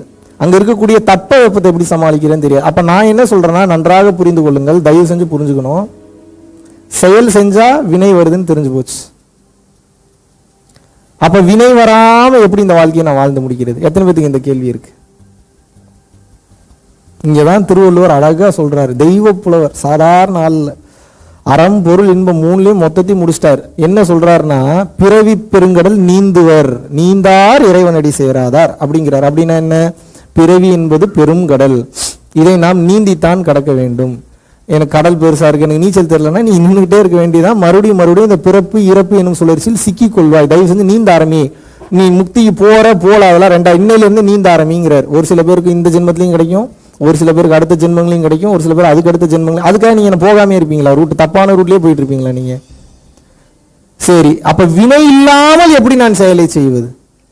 செயல் செஞ்சாவே வினை பதிவாயிரும்ன்றீங்க. அப்ப மூச்சு விட்டாலும் வினை தான், நகத்தினாலும் வினை தான், டப்பாவை தூக்கி போட்டாலும் வினை தான், நல்லது செஞ்சாலும் வினை தான், கெட்டது செஞ்சாலும் வினை தான். நல்வினையும் தீவினை ரெண்டும் சேரக்கூடாதுன்றார். ஏன்? ஆதிசங்கரர் என்ன சொல்றாரு? நான் புண்ணியம் நான் பாபம் அப்படிங்கிறார். அப்படின்னா என்ன? புண்ணியமும் ஜீரோல இருக்கணும், பாவமும் ஜீரோல இருக்கும். ரெண்டு ஜீரோல இருந்தா தான் முக்தி. அடுத்த பிறகு எப்படி ட்விஸ்ட் பாருங்க. இது என்ன விளையாட்டா? கடையில் கிடைக்கிற பொருளா அது முக்தி? இன்னைக்கு பயிற்சி பண்ணிட்டு நாளைக்கு எனக்கு ஒண்ணுமே ஃபீல் ஆகல தம்பின்னு கூப்பிட்டு என்கொயரி வேற. பல வருஷமா 60-70 வருஷம் உட்காந்துட்டு ஒண்ணுமே ஃபீல் ஆக மாட்டேங்குது, என்ன நடக்குதுன்னே தெரிய மாட்டேங்குதுன்னா உங்களுக்கு தொட்டு உணர்த்தியும் காமிச்சிடும் ஒரு கட்டத்துக்கு மேலே. இதுதான்ப்பா இப்படித்தான்ப்பா இது இருக்குமா புரிஞ்சுப்பான்னு. அதை ரெகுலரா பண்ணலன்னா ஆத்திரம் வருமா வராது எனக்கு? அவன் இது கிடைக்கிறதுக்கு 12 வருஷம் காஞ்சி விஸ்வநாதசாமியில எத்தனை வருஷம் அதெல்லாம் சொன்னா, இன்னைக்கு இந்த கலையை அவளை ஓப்பனா சொல்லி கொடுக்கும்போது கேட்கறதுக்கு ஆள் இல்லாத ஆத்திரமா வருது. அது கேட்டாலும் ஃபாலோ பண்றதுக்கு ஆள் இல்லை. இருள் சேர் இருவினையும் சேரா இறைவன் பொருள் சேர் புகழ் புரிந்தார் மாட்டு. திருவள்ளுவர் சொல்றார். என்ன சொல்றாருன்னா, இருள் சேர். எந்த இருள்? சம்சார பந்தம். சம்சார பந்தம்னா சம்சாரம் நினைச்சுக்காதீங்க. இந்த வாழக்கூடிய வாழ்க்கையை சம்சார வாழ்க்கைன்னு சொல்லுவாங்க, துறவர வாழ்க்கை வேற. சம்சார பந்தத்தை இருள்னு மீன் பண்றாரு. இருள் சேர், ஏன்னா இது பிறவி பெருங்கடல் தானே, பிறந்து இறந்துட்டு இருக்கீங்களே. இருவினையும் சேரா. எந்த இருவினையும் சேரா? நல்வினை தீவினை ரெண்டும் சேரா அப்படிங்கிறார். சேராது. எப்ப சேராது? இறைவன் பொருள் சேர் புகழ் புரிந்தார் மாட்டு. அப்படின்னா என்ன? இருள் சேர் இருவினையும் சேரா, நல்வினை தீவினை ரெண்டுமே சேராரா ஒண்ணு. எப்படா சேராது? இறைவன் பொருள் சேர் புகழ் புரிந்தார். எல்லா செயலும் இறைவன் தான் செய்யறான், இறைவன் தான் செய்யறான், இறைவன் தான் செய்யறான். வாயில இருக்கக்கூடாது, உணர்வுல இருக்கும் போது நல்வினை தீவினை ரெண்டும் ஒண்ணு சேராது. புரியுதா நான் சொல்றது? அப்போ எப்படி செய்யணும்? இது சிவன் தான் பண்றாரு, இது சிவன் அப்படி சொல்லி செய்யறது கிடையாது. நீங்க வாயில சொல்லனாலும் உணர்வுல இருக்கணும். இது நமக்கு கிடையாது, இந்த பொருள் நம்மளுக்கு கிடையாது, உணர்வுல இருக்கணும். அது எப்போ வரும்? உண்மையை உணர்ந்தா தான் வரும். எப்போ உண்மையை உணரணும்? பிறப்பதற்குண்டான விந்தணு எனது கிடையாது. உங்களுதா விந்தணு? எப்படி உங்களுதாகும்? சுரோனிதம் உங்களுதா? பெண்கள் விடக்கூடிய சோனி பேசிக்கே நம்மளுக்கு கிடையாது. சரி, அதை கடந்து வந்தா கண்ணு காது மூக்கு வாய் நாக்கு உடல் உறுப்புகள் ஏதாவது நம்மளுதா? நம்ம வச்சிருக்கிற காரு இது எல்லாமே அணுக்களின் சேர்க்கிறான். அப்ப எவனோ ஒருத்தன் கொடுக்குறான். அப்ப நம்ம இங்கே வாழ்ந்துட்டு இருக்கோம். எதுக்கு இதெல்லாம் பண்ணிட்டு இருக்கோம்னா, நம்மளை வச்சு இங்க ஒரு கேம் ஒன்று பிளே பண்ணிட்டு இருக்காங்க. இதுல ஃபுல்ஃபில்மெண்ட் பண்றதுக்கு ஆட்கள் தேவைப்படுது அவங்களுக்கு. அவனுக்கு விளையாடுற கேமுக்கு என்ன தேவைப்படுது? ஆள் தேவைப்படாது. நான் தான் கிடைச்சேன்னு கேட்காங்க. அவ்வளவு சேட்டை பண்ணியிருக்கோம். சும்மாலாம் கொண்டு வந்தாலும் கோர்த்து விட மாட்டாங்க. புரியுதா உங்களுக்கு? இதுல தெளிஞ்சிடறவன் தப்பிச்சிருவான், தெரியாதவன் மிதி வாங்குவான். எல்லா நேரத்திலையும் மிதி வாங்குவான். எப்படி அப்படின்னா, இப்போ ஒரு பெரிய பிரச்சனை ஒண்ணு வருது, ஒரு செகண்ட்ல என்னால மனசளவுல இருந்து வெளியில வந்துட முடியும். ஒரு செகண்ட்ல வெளியில வர முடியும். வாண்டடா ஒருத்தனை வச்சு செய்யணும்னு நினைச்சிட்டேன்னா மனசுலயே வச்சு அவனை திருத்துற வரைக்கும் வச்சு செய்வேன். அது வேற மேட்டர், அதை விட்டுருங்க. நான் நினைச்சா ஒரு செகண்ட்ல வெளியில வரலாம். உங்களால ஒரு செகண்ட்ல வெளியில வர முடியுதா? ஏன் வெளியே வர முடிய மாட்டேங்குது? அகங்காரம் தடுக்கும். ஒரு சின்ன எக்ஸாம்பிளுக்கு நடந்ததை நான் சொல்றேன். இப்போ ஒரு 2 நாள் முன்னாடி நடந்தது. இப்போ அந்த வீடியோ கூட போட்டிருந்தேன். எங்கேயாவது நம்மளை ஒருத்தன் அவுட் பண்ணிட்டானா கப் வைஸ் நான் அவுட்டுன்னு ஏத்துக்கணும்னு எத்தனை அந்த வீடியோ பாத்தீங்களா? Very good. அது ஏத்துக்க மாட்டீங்க. பிரச்சனையே அதுதான். நானும் என்னோட ஃப்ரெண்டும் ஒரு ஹோட்டலுக்கு போறோம், ஒரு தனியார் ஹோட்டலுக்கு போறோம். அங்க வந்து பாத்தீங்கன்னா ஒரு இம்பார்ட்டன்டான மீட்டிங், அடுத்து கோயம்புத்தூர்ல ஒரு ஃப்ரீ கிளாஸ் பண்றதுக்காக டிஸ்கஷன் போயிட்டு இருக்கும். அடுத்த ஹோட்டல் நீங்க பண்ணலாமான்னு பார்க்கும்போது ஒரு பெரிய கோடீஸ்வரங்க இருக்கக்கூடிய அது ஹோட்டல். அது டிராவல் பண்ணி ஒருத்தர் செம ஸ்பீடா வராரு. என் ஃப்ரெண்டு என்ன பண்ணிட்டாரு, அவர் குறுக்க வந்து இவருக்குள்ள போயிட்டாரு. அவர் போகக்கூடிய லிஃப்ட் வழியா அவர் போயிட்டாருங்க. அது ஒரு பெரிய மிஸ்டேக்கே கிடையாது. உள்ள போனா இருந்தாலும் அப்படியே இன்னும் முறைச்சு என்னையவே பார்த்துட்டு இருக்கேன். டேய் நான் என்னடா பண்ணேன், என்னைய முறைச்சு பார்த்துட்டு இருக்கேன்ற மாதிரி மைண்ட்ல எனி ப்ராப்ளம் பிரதர் அப்படின்னு கேட்டேன். அவன் கண்டபடி திட்டுறான், கெட்ட வார்த்தை மட்டும்தான் பேசலை. என்ன நீ பாட்டுக்கு மாஸ்க் போடாமல் வர, மாஸ்க்கே அங்கே போடணுன்ற அவசியம் கிடையாது, அவ்வளோ அறிவு இல்லாமல் நம்ம ஒன்றும் சுற்றுறது இல்லை. இன்னும் நீ பாட்டுக்கு உள்ளே வர மாஸ்க் போடாமல் இருக்கிற, இவன் என்னமா நீ இடிக்கிற மாதிரி வரான். திரும்பி அவரை பார்த்தா, ஐயோ உன்னால எனக்கு சேர்த்து திட்டு வாங்கி கொடுக்குறேன், ஏன் அப்படி பண்ணுறா. அவர் சிரிக்கிறாரு. கடைசியில் 15 சாரி கேட்டேன். எத்தனை சாரி கப் ஐஸ். யார் அவுட்டு இந்த டைமு? நான் தான் அவுட்டு. நான் எவ்வளோ பெரிய குரு தெரியுமா, நான் எவ்வளோ பெரிய வழிகாட்டி தெரியுமா, எனக்கு காஞ்சி விஸ்வநாத சாமிகள் ஆசீர்வாதம் பண்ணியிருக்கிறார் தெரியுமா, வள்ளலார் மாதிரி அவரெல்லாம் என் கனவுலேயே காட்சி கொடுப்பாரு தெரியுமா. நான் அவனுக்கு தெரியுமா, அதெல்லாம் அவனுக்கு தெரியுமாங்க. அவன் சொல்லுவான், அவன் சம்மந்தமே இல்லாமல் பேசுவான். அப்போ உண்மையான அறிவு ஞானம் என்பது என்னன்னா, உங்களுக்கு போட்டி இதெல்லாம் கேமாக விளையாடுவாங்க. அவன் எவனையாவது ஒரு ஆப்போசிட்டில், அவன் இதுக்கு முன்னாடி எவனோ ஒருத்தன் கூட போயிருக்கலாம், நான் போகும்போது ஏன் உள்ளுக்குள்ளே ஏறணும். மனசை டக்குன்னு மேலே இருந்து நவகரங்கள் மாற்றி விட்டுக்கிட்டே இருக்கும். மாற்றி விடும் போது என்ன ஆகும் அப்படின்னா, அந்த மனசை தூண்டி விட்டு அந்த வார்த்தையை பேச வச்சிடும். அந்த வார்த்தையை பேசும்போது நான் திமிருத்தனமாக எதாவது பேசினா எனக்கு மார்க் கம்மி பண்ணுவானுங்க. நம்மலாம் we are earning the marks. என்ன பண்ணிட்டு இருக்கோம்? இது கேமா பாருங்க. கேமா பார்த்தீங்கன்னா வலிக்குமா? சீரியஸாக பார்த்தீங்கன்னா வலிக்கும். நான் ஒவ்வொரு சம்பவத்தையும் நான் கேமாகத்தான் பார்க்கிறேன், விளையாட்டாகத்தான் பார்க்கிறேன். நீங்க பொண்டாட்டி உண்மை, புள்ள உண்மை, குழந்தைங்க உண்மை. யார் உங்க பொண்டாட்டி பிள்ளைங்க நீங்க சொல்றத கேட்குறாங்களா? உங்க குழந்தைங்க நீங்க சொல்றத கேட்குற மாதிரி இருக்கும். வளர வளர பாருங்க எப்படி கேட்குதுன்னு நானும் பார்க்குறேன். நீங்க கேட்டீங்கன்னா முதல்ல உங்க அப்பா அம்மா பேச்சு, அப்புறம் எப்படி உங்க புள்ள மட்டும் கேட்குதுன்னா, காலங்காலமாக தொன்று தொட்டு வரக்கூடிய விஷயத்த மாற்றணும்னு நினைக்கிறீங்களே, எப்படி முடியும்? அவனுக்குன்னு அறிவு வளரும் போது என்ன ஆகுனா, நான் தான் பெரியவன்ற அகங்காரமும் சேர்ந்து வளர ஆரம்பிக்கும். முதல்ல அதை புரிஞ்சுக்குங்க. அப்ப என்ன மாதிரியான ஆட்களே தினமும் அடிபடுறோம், மிதி போடுறோம், அசிங்கப்படுறோம் அப்படின்னா, ஞான நிலை என்பது என்னன்னா, நோ சூடு நோ சொரணை. இதுதான் ஞான நிலை. இதை ஓப்பனா யாரும் சொல்லி தர மாட்டாங்க. ஏன்னா நீங்க எப்படி வருவீங்க? எனக்கு எதை பத்தி கவலையே இல்லை. கத்துக்கிட்டா கத்துக்குங்க, கத்துக்கலன்னா இப்படியே ஃபீல் பண்ணுங்க. வலிக்க கூடாதுன்னா நீங்கள் கனவாகத்தான் பார்க்க வேண்டும். நீங்க கனவா பார்க்கலன்னா வலிக்கும் உங்களுக்கு எல்லாமே. இது ஒரு கேமா பாருங்க. கேம்ல வந்து உங்க ஃப்ரெண்டும் நீங்க விளாடுறீங்க, உங்க பொண்டாட்டி பிள்ளை விளாடுறீங்க, உங்க பொண்டாட்டி நீங்க தோக்கடிச்சிட்டீங்க அப்படின்னா அப்ப பெருமை போறீங்க. ஓகே, அதுக்காக வந்து பாத்தீங்கன்னா உங்க பொண்டாட்டி உட்காந்து ஃபீல் பண்ணிக்கிட்டே இருப்பாங்களா, ஐயோ நான் தோத்துட்டேனே, ஐயோ நான் தோத்து. கேம் தானே. ஆனா உங்களுக்கு தெரிய மாட்டேங்குது, கல்யாணம்ன்றது ஒரு பெரிய கேம்ன்றது தெரிய மாட்டேங்குது. அதான் பெரிய பிரச்சனை உங்களுக்கு. எதுக்காக இவ்வளவு தூரம் வாழணும்னு நம்ம நினைக்கிறோம்? யோசிச்சு பாருங்க. உள்ளுக்குள்ள உங்க உணர்வை ஜாலியா வச்சிருக்கணும்னு நினைக்கிறீங்க. நீங்க ஒத்துக்குங்க தயவு செய்து. எது பண்ணாலும் எனக்கு ஜாலியாக இருக்கணும்ப்பா, அவ்வளோதான்ப்பா. இதை யாரும் ஏற்றுக்க மாட்டீங்க. ப்ரூவ் பண்ணிடலாமா? ஏற்றுக்க மாட்டீங்களா? நீங்கள் கார் வாங்கினோன்னே கைகால் விளங்காமல் போயிருந்தா கார் வாங்குவீங்களா? வீடு கட்டினோடனே வீடு ரெண்டாக இடிஞ்சு விழுந்துடும். எந்த வீடு கட்டினாலும் இடிஞ்சு விழுந்துருன்னா வீடு கட்டுவீங்களா? செக்ஷுவல் இன்டர் கோர்ஸில் ஈடுபடும் போது கண்ணுலேருந்து ரத்தமாக வரும், காது ரெண்டு கேட்காம போயிடும், உயிரே போயிடும்னா பண்ணுவீங்களா? குழந்தை பெற்றுட்டா குழந்தை சேர்த்துடும், நீங்களும் சேர்த்துருவீங்கன்னா குழந்தை பெற்றுப்பீங்களா? அப்போ உங்களுக்கு தேவை வெளியில் இருக்கக்கூடிய செயல்கள் கிடையவே கிடையாது. வெளியில எது செஞ்சாலும் உள்ளுக்குள்ள ஜாலியா இருக்கணும்னு நினைக்கிறீங்க, அதானே? மற்ற ஸ்பீச் எல்லாம் கேட்காம என் ஸ்பீச் எல்லாம் கேட்குறீங்க. அது கேட்கும்போது எது உங்களுக்கு எது தூண்டுது? ஒத்துக்கிங்க, அதான் உண்மை. இப்போ மற்றவங்க பேசும்போது நான் 100% நான் பேசினா அணுக்கள் வெடிக்கும். ஏன்னா நான் பேச மாட்டேன், வேற ஒன்று பேசுது, அதனால அந்த வேலையை செய்ய வைக்கிறது. அது உங்களுக்கு டைம் வரும்போது உங்களுக்கு புரியும். இப்போ ரொம்ப டீட்டெயிலாக எனக்குள்ள ஆராய்ச்சி பண்ணவே நீங்க பண்ணாதீங்க. நீங்க மட்டும் தெரிஞ்சுக்கங்க. உங்களுக்கு தேவை என்னன்னா, இந்த உள்ளுக்குள்ள இருக்கக்கூடிய செல்ஸ்க்கு வந்து உணவு கொடுக்கணும். அது எப்படின்றது உங்களுக்கு தெரியல. நீங்க எல்லாம் என்ன நினைச்சிட்டு இருக்கீங்க? சந்தோஷம் நினைச்சிட்டு இருக்கீங்க. ஆனா உங்களுக்கு தெரியாது, அதிகப்படியான சந்தோஷம் ஏற்பட்டாலும் கொப்பளம் வந்து உயிர் போயிடும். தெரியுமா உங்களுக்கு? சந்தோஷம்ன்றது என்ன? கெமிக்கல் ரியாக்ஷன் தானே. கெமிக்கல் ரியாக்ஷன் தானேங்க. உடம்புல ஒரு விதமான கெமிக்கல் ரியாக்ஷன் நடக்கிறதுனால இன்ப நிலைக்கு போறீங்க. ஆமாவா இல்லையா? அளவு கடந்து 24 மணி நேரம் கெமிக்கல் ரியாக்ஷன் நடந்ததுன்னா என்னத்துக்கு ஆகுறது? உடம்பு என்னங்க ஆகும்? என்ன ஆகும்? ஏன் வாயை திறந்து பேசுங்க. என்னையவே பேச விட்டு வேடிக்கை பார்க்குறீங்கல்ல. அமிர்தமும் நஞ்சு தெரியுதா? இப்போ நமக்கு 40-50 வயசு, நீங்களாம் பரவாயில்ல, ஒரு 20-25 வயசு 30 வயசுல வந்துட்டீங்க. நான் ஒரு 28 வயசு பையன் இப்படி உடச்சு பேசுறான் அப்படின்னா 80 வயசுல யாராவது வந்து கேட்டாங்கன்னா எவ்வளோ பெயின்ஃபுல்லாக இருக்கும் அவங்க வாழ்க்கையை நினைச்சு பாருங்க. நன்றாக புரிந்து கொள்ள வேண்டும். தயவு செய்து புரிந்து கொள்ளுங்கள். உங்களுக்கு தேவை இந்த உடம்பை, இந்த உணர்வை நல்லா வச்சிருக்கணுன்றது தான் எல்லா வேலையும் பண்றீங்க. பில்கேட்ஸுக்கு அதுதான், ஜெஃப் பீசோஸ்க்கு அதுதான், அலிபாபா ஃபவுண்டருக்கு அதுதான், லக்ஷ்மி மிட்டலுக்கு அதுதான், முகேஷ் அம்பானிக்கு அதான், யாரா இருந்தாலும் அதுதான். என்னன்னா, வெளியில ஒரு செயலை செஞ்சீங்கன்னா உள்ளுக்குள்ள உங்களுக்கு நல்லா இருக்கணுங்க. இல்லைன்னா இந்த செயலை நீங்க செய்ய மாட்டீங்க. ஏன்னா இந்த மொத்த உடலையும் இயக்குவது மனம் தானே. ஆமாவா இல்லையா? இதை உடன்படுறீங்களா மறுக்கிறீங்களா? மனம்ன்ற ஒண்ணு இல்லைன்னா உடல் செயல்படுமா? இதுக்கு என்ன ப்ரூஃப்? கோமா ஸ்டேஜில் இருக்கிறவன பேச வைக்க முடியுமா? எந்திரிச்சு போய் ஏதாவது வேலை பாடுறானா பார்ப்பானா? ஆனா உயிர் இருக்கு, உடம்பு இருக்கு அவனுக்கு. ஏன் செயல்பட மாட்டான்? மனம் என்பது அவனுக்கு இல்லை. ஒத்துக்கிறீங்களா இல்லையா? சரி, அப்ப இந்த உடலும் உயிரும் இருந்தா மட்டும் போதாது, மனம் என்பதும் அவசியமாகிறது. ஆனா கோமா ஸ்டேஜில் இருக்கிறவனுக்கு அது இல்லை. அப்ப என்னன்னா, கையை எடுக்கிறதுனாலும் சரி, கண்ணை திறக்கிறதுனாலும் சரி, சாப்பிட்றதுனாலும் சரி, தூங்குறதுனாலும் சரி, நடக்கிறதுனாலும் சரி, ஊர் சுத்துறதுனாலும் சரி, எது பண்றதா இருந்தாலும் மனம் என்பது அவசியம் ஆகிறது. இதுல கிளியரா இருக்கீங்களா? அப்ப மொத்த உடலையும் இயக்குவது எதுன்னு எடுத்துக்கலாம். அப்ப நம்ம மனசை பத்தி பார்க்கணுமா, உடலை பத்தி பார்க்கணுமா? முதல்ல அதை தான் பார்க்கணும், அப்புறம் தான் உடலை பார்க்கணும்.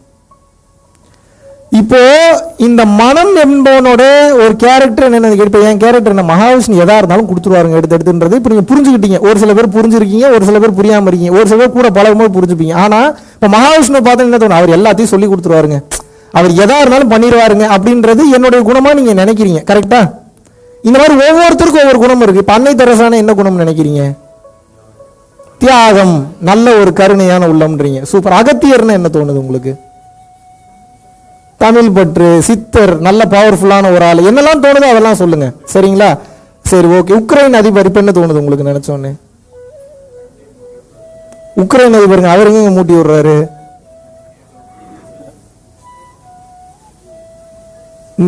ஜியோ பாலிடிக்ஸ் இருக்கு, அது ரொம்ப பெருசா போனா இவர் தான் தப்பானவரா வர்றாரு. நம்ம இப்ப அது போனா மேலாப்புல பார்ப்போம். நம்ம ஒவ்வொருத்தரும் நினைக்கும் போது ஒவ்வொன்று தோணுதில்லை. இந்த மாதிரி இந்த மனசுக்குன்னு ஒரு குணம் இருக்கு. எல்லா மனசும் ஒரே குணம் தான், உங்களுக்கு அது தெரிய மாட்டேங்குது. எனக்கு அதே குணம் தான், என் மனசுக்கு அதே குணம் தான், உங்க மனசுக்கு அதே குணம் தான், இவர் மனசுக்கு அதே குணம் தான். இங்க உட்காந்துருக்கூடிய எல்லார் மனசுக்கும், இந்த உலகத்தில் இருக்கக்கூடிய ஒவ்வொரு மனிதனுடைய குணம் என்ன தெரியுமா? அப்ப அதை தெரிஞ்சுட்டா ஈஸியா ஃபார்முலாவை பிடிச்சிடலாம்ல. அது என்ன தெரியுமா குணம்? அந்த மனம் எதுக்கு விரும்பும் அப்படின்னா, நான் ஜாலியா இருக்கணும்னு மட்டும்தான் விரும்பும், வேற எதுவுமே அதுக்கு பிடிக்காது. அவன் ஒரு சுகவாசி. அவனுக்கு பேர் என்ன? நல்லா புரிஞ்சுக்கணும். அவனுக்கு பேர் என்ன? அவனுக்கு பிடிக்காத ஏதாவது கொடுத்தீங்கன்னா நடிப்பான், வெளியில நல்லா உள்ளுக்குள்ள சோகமாவே இருப்பான். அப்ப புரியுதா? முக்கால்வாசி பொண்டாட்டி பிள்ளைங்க ஏன் ஒரு மாதிரி வெளியில நடிச்சா ஏன் ஒரு மாதிரி சரியா இல்லாத மாதிரி, ஏன்னா அவனுக்கு வேணுங்கிற இன்பம் போய் கிடைக்கல. அது ஓப்பனா வாய் விட்டு கேட்கவும் முடியாது. அது எதா வேணா இருக்கலாம். டீப்பா போனா அதுவே ஆஃப் டே பேசணும். நான் இந்த உணர்வு நிலையே நான் சந்தோஷமா வச்சிருக்கணும்னு நினைச்சுக்கிட்டு இப்போ ஒரு நல்ல சென்ட்டை ஸ்மெல் பண்ணுங்க அப்படின்னா எப்படி இருக்கு? சூப்பரான ஒரு ஃப்ராக்ரன்ஸ் ஸ்மெல் பண்ணுங்கன்னா உங்களுக்கு எப்படிங்க இருக்கும்? மூக்கு வழியாக வரக்கூடிய அந்த ஸ்மெல்ல நல்லா உணர்றீங்க, ஒரு சுகம் தருது. அது சாக்கடை மோந்து பாருங்கன்னா மோந்து பார்ப்பீங்களா நீங்க? தெரிச்சு ஓடிடுவீங்க. அது உங்களுக்கு தப்பான ஒரு உணர்வை கொடுக்காது, உங்களுக்கு பிடிக்கல. ஆமாவா இல்லையா? சரி, உங்களை அழகா ஒரு மசாஜ் பண்ணக்கூடிய ஒருத்தவங்க வச்சு நல்ல ஆயுர்வேதிக் மசாஜுங்க, நல்லா உங்களுக்கு பிடிச்ச மாதிரி ஒவ்வொரு பாடி நல்லா ஃப்ரீ பண்ணி மசாஜ் பண்ணி விட்டா எப்படி இருக்கும் உங்களுக்கு? பனைமட்டையை வச்சு வெளுன்னு வெளுத்தா எப்படி இருக்கும் உங்களுக்கு? எப்படிங்க இருக்கும்? எப்படி இருக்கும்? சரி, நல்லா சூப்பரா ஜிலேபி, ஜாங்கிரி, குலோப் ஜாமுன் கொடுத்தா எப்படி இருக்கும் உங்களுக்கு? நல்லா இருக்கும்ல? நல்லா இருக்குமா, நல்லா இருக்காதா? நல்லா குண்டூர் மிளகாய் காய வச்சு நல்லா அரைச்சு 1 கிலோ சாப்பிடுங்கன்னு எப்படி இருக்கும் உங்களுக்கு? ஐம்புலன் எதுல எடுத்தாலும் இப்படித்தான். இந்த ஐம்புலன் வழியாக வெளியில இருந்து டேட்டா உள்ள ஒரு முதல்ல அதை புரிஞ்சுக்குங்க. மெய், வாய், கண், மூக்கு, செவி, அவ்வளவுதான் உலகத்தை இதுல அடக்கிடலாம். இதை தெரிஞ்சிருச்சுன்னா இது என்னன்றது தெரிஞ்சிருப்ப. புரியுதா உங்களுக்கு? எல்லாமே உள்ளுக்குள்ளதான் இருக்கு. வெளியிலேயே தெரிஞ்சீங்கன்னா என்ன கிடைக்கும்? மெய், உடம்பு சுகமா இருக்கணும், சுகவாசி. எவன் இந்த புலன் வழியாக எவன் அனுபவிக்கிறான்? மனம் அனுபவிக்கிறான். அவன் ஒரு விளங்காதவன். அவன் இப்படித்தான் கடைசியில ஒரு கட்டத்துக்கு மேல நான் தப்பா போறேன், நீ திருத்தன அவனே பேசிட்டு இருப்பான். எவ்வளவு ட்விஸ்ட் பாருங்க. முதல்ல நான் வீணா போறேன்னு ஃபீல் பண்றது அவன் தான். ரொம்ப தூரம் நான் தப்பா போயிட்டு நினைக்கிறேன், கொஞ்சம் திருத்து அப்படின்னு இவன் தான் சொல்லுவான். சரி, அவனை திருத்துறான், அவனே தான் அவனை திருத்துவான். அவனை திருத்தும் போது எனக்கு இது பிடிக்கிற, மறுபடியும் அதுக்கே புரண்டு போவான். இது எப்படி ஜெயிப்பீங்க இந்த கேம் நீங்க? நல்லா புரிஞ்சுக்கணும். மெய், உடம்பு தொட்டா சுகமா இருக்குங்க. ஓங்கி அடிச்சா ஐயோ நான் வரமாட்டேங்க. ஏன்? அந்த சுகம் உங்களுக்கு தேவைப்படுது. வாய், டேஸ்ட், குண்டூர் மிளகா மேட்ரு, ஸ்வீட் மேட்ரு ஞாபகத்தில் இருக்கா? அதுவும் டேஸ்டா இருந்தா தான், பிடிச்சமா இருந்தா தான் ஏத்துப்பான், இல்லைன்னா ஏத்துப்பானா? கண், பார்க்கக்கூடிய பாரு நல்லா அழகா சூப்பரா ஒரு மாளவிகா மோகனன் மாதிரி ஒரு அழகான ஒரு பொண்ணை பார்த்தா சூப்பருங்க அப்படின்னு பார்ப்பீங்க. கோவை சரலாவை 80 வயசுல கொண்டு வந்து நிப்பாட்டினா எப்படி நீங்க பார்ப்பீங்க? நீங்க இல்ல இன்னும் மோசமான நான் அழகுதான் விரும்புது உங்க மனசு, அதுதானே உண்மை. ஏத்துக்க மாட்டீங்களே. அட்ராக்ஷனான பொருளை முன்னாடி வச்சா தான் உள்ளே வரீங்க, இல்லைன்னா எப்படி வரீங்க நீங்க? எங்க போனாலும் எதுக்கு அட்ராக்ஷனான பொண்ணுங்களை ஹாஸ்பிட்டல் அடியில் நிப்பாட்டுறாங்க சொல்லுங்க? அட்ராக்ஷன். விஷயம் தெரிஞ்சவும் அழகா ரூல் பண்ணிட்டு இருக்காங்க மேல இருந்து. என்ன நினைச்சிட்டு இருக்கீங்க நீங்க?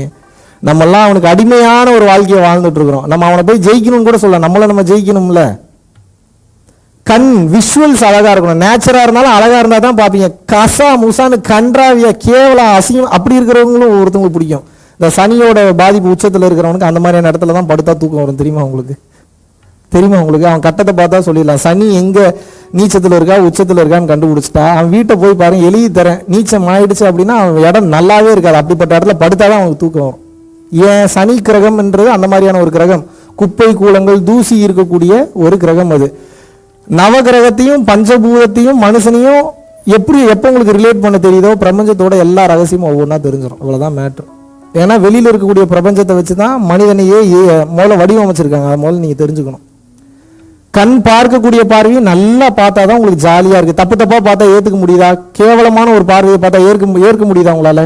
மூக்கு ஸ்மெல்லும் ஃப்ராக்ரன்ஸ் மாதிரி இருந்தால் தான் ஏற்றுக்க முடியும். சாக்கடையே நம்மளால் ஸ்மெல் பண்ண முடியல. செவி நல்ல வார்த்தைகளாக கேட்டுக்கிட்டே இருக்கணும். வந்ததுல உங்களை அசிங்கமாக திட்டிகிட்டு இருக்கணும். உட்காருவீங்களா அவ்வளோ நேரம்? நீங்கள் யாராவது உட்காருவீங்களாங்க? அப்போ என்னன்னா உங்களுக்கு என்ன தேவை? இந்த மொத்த உடம்பும் மறந்துடுவோம். ஏன்னா மனம் தான் தேவைன்ட்டு நான் மனசுக்கு டேட்டாவை அனுப்புறது இந்த ஐம்புலன், மெய், வாய், கண், மூக்கு, செவி, காது. இந்த ஐம்புலனும் அப்போ வெளியில் இருக்கக்கூடிய மெட்டீரியல், இதுல இருந்து உள்ள போறக்கூடிய அந்த கடத்தக்கூடிய அந்த பொருள் தான் மனம். இவனுக்கு என்ன தேவைன்னா சுகம் தேவை. இவனுக்கு என்ன தேவை?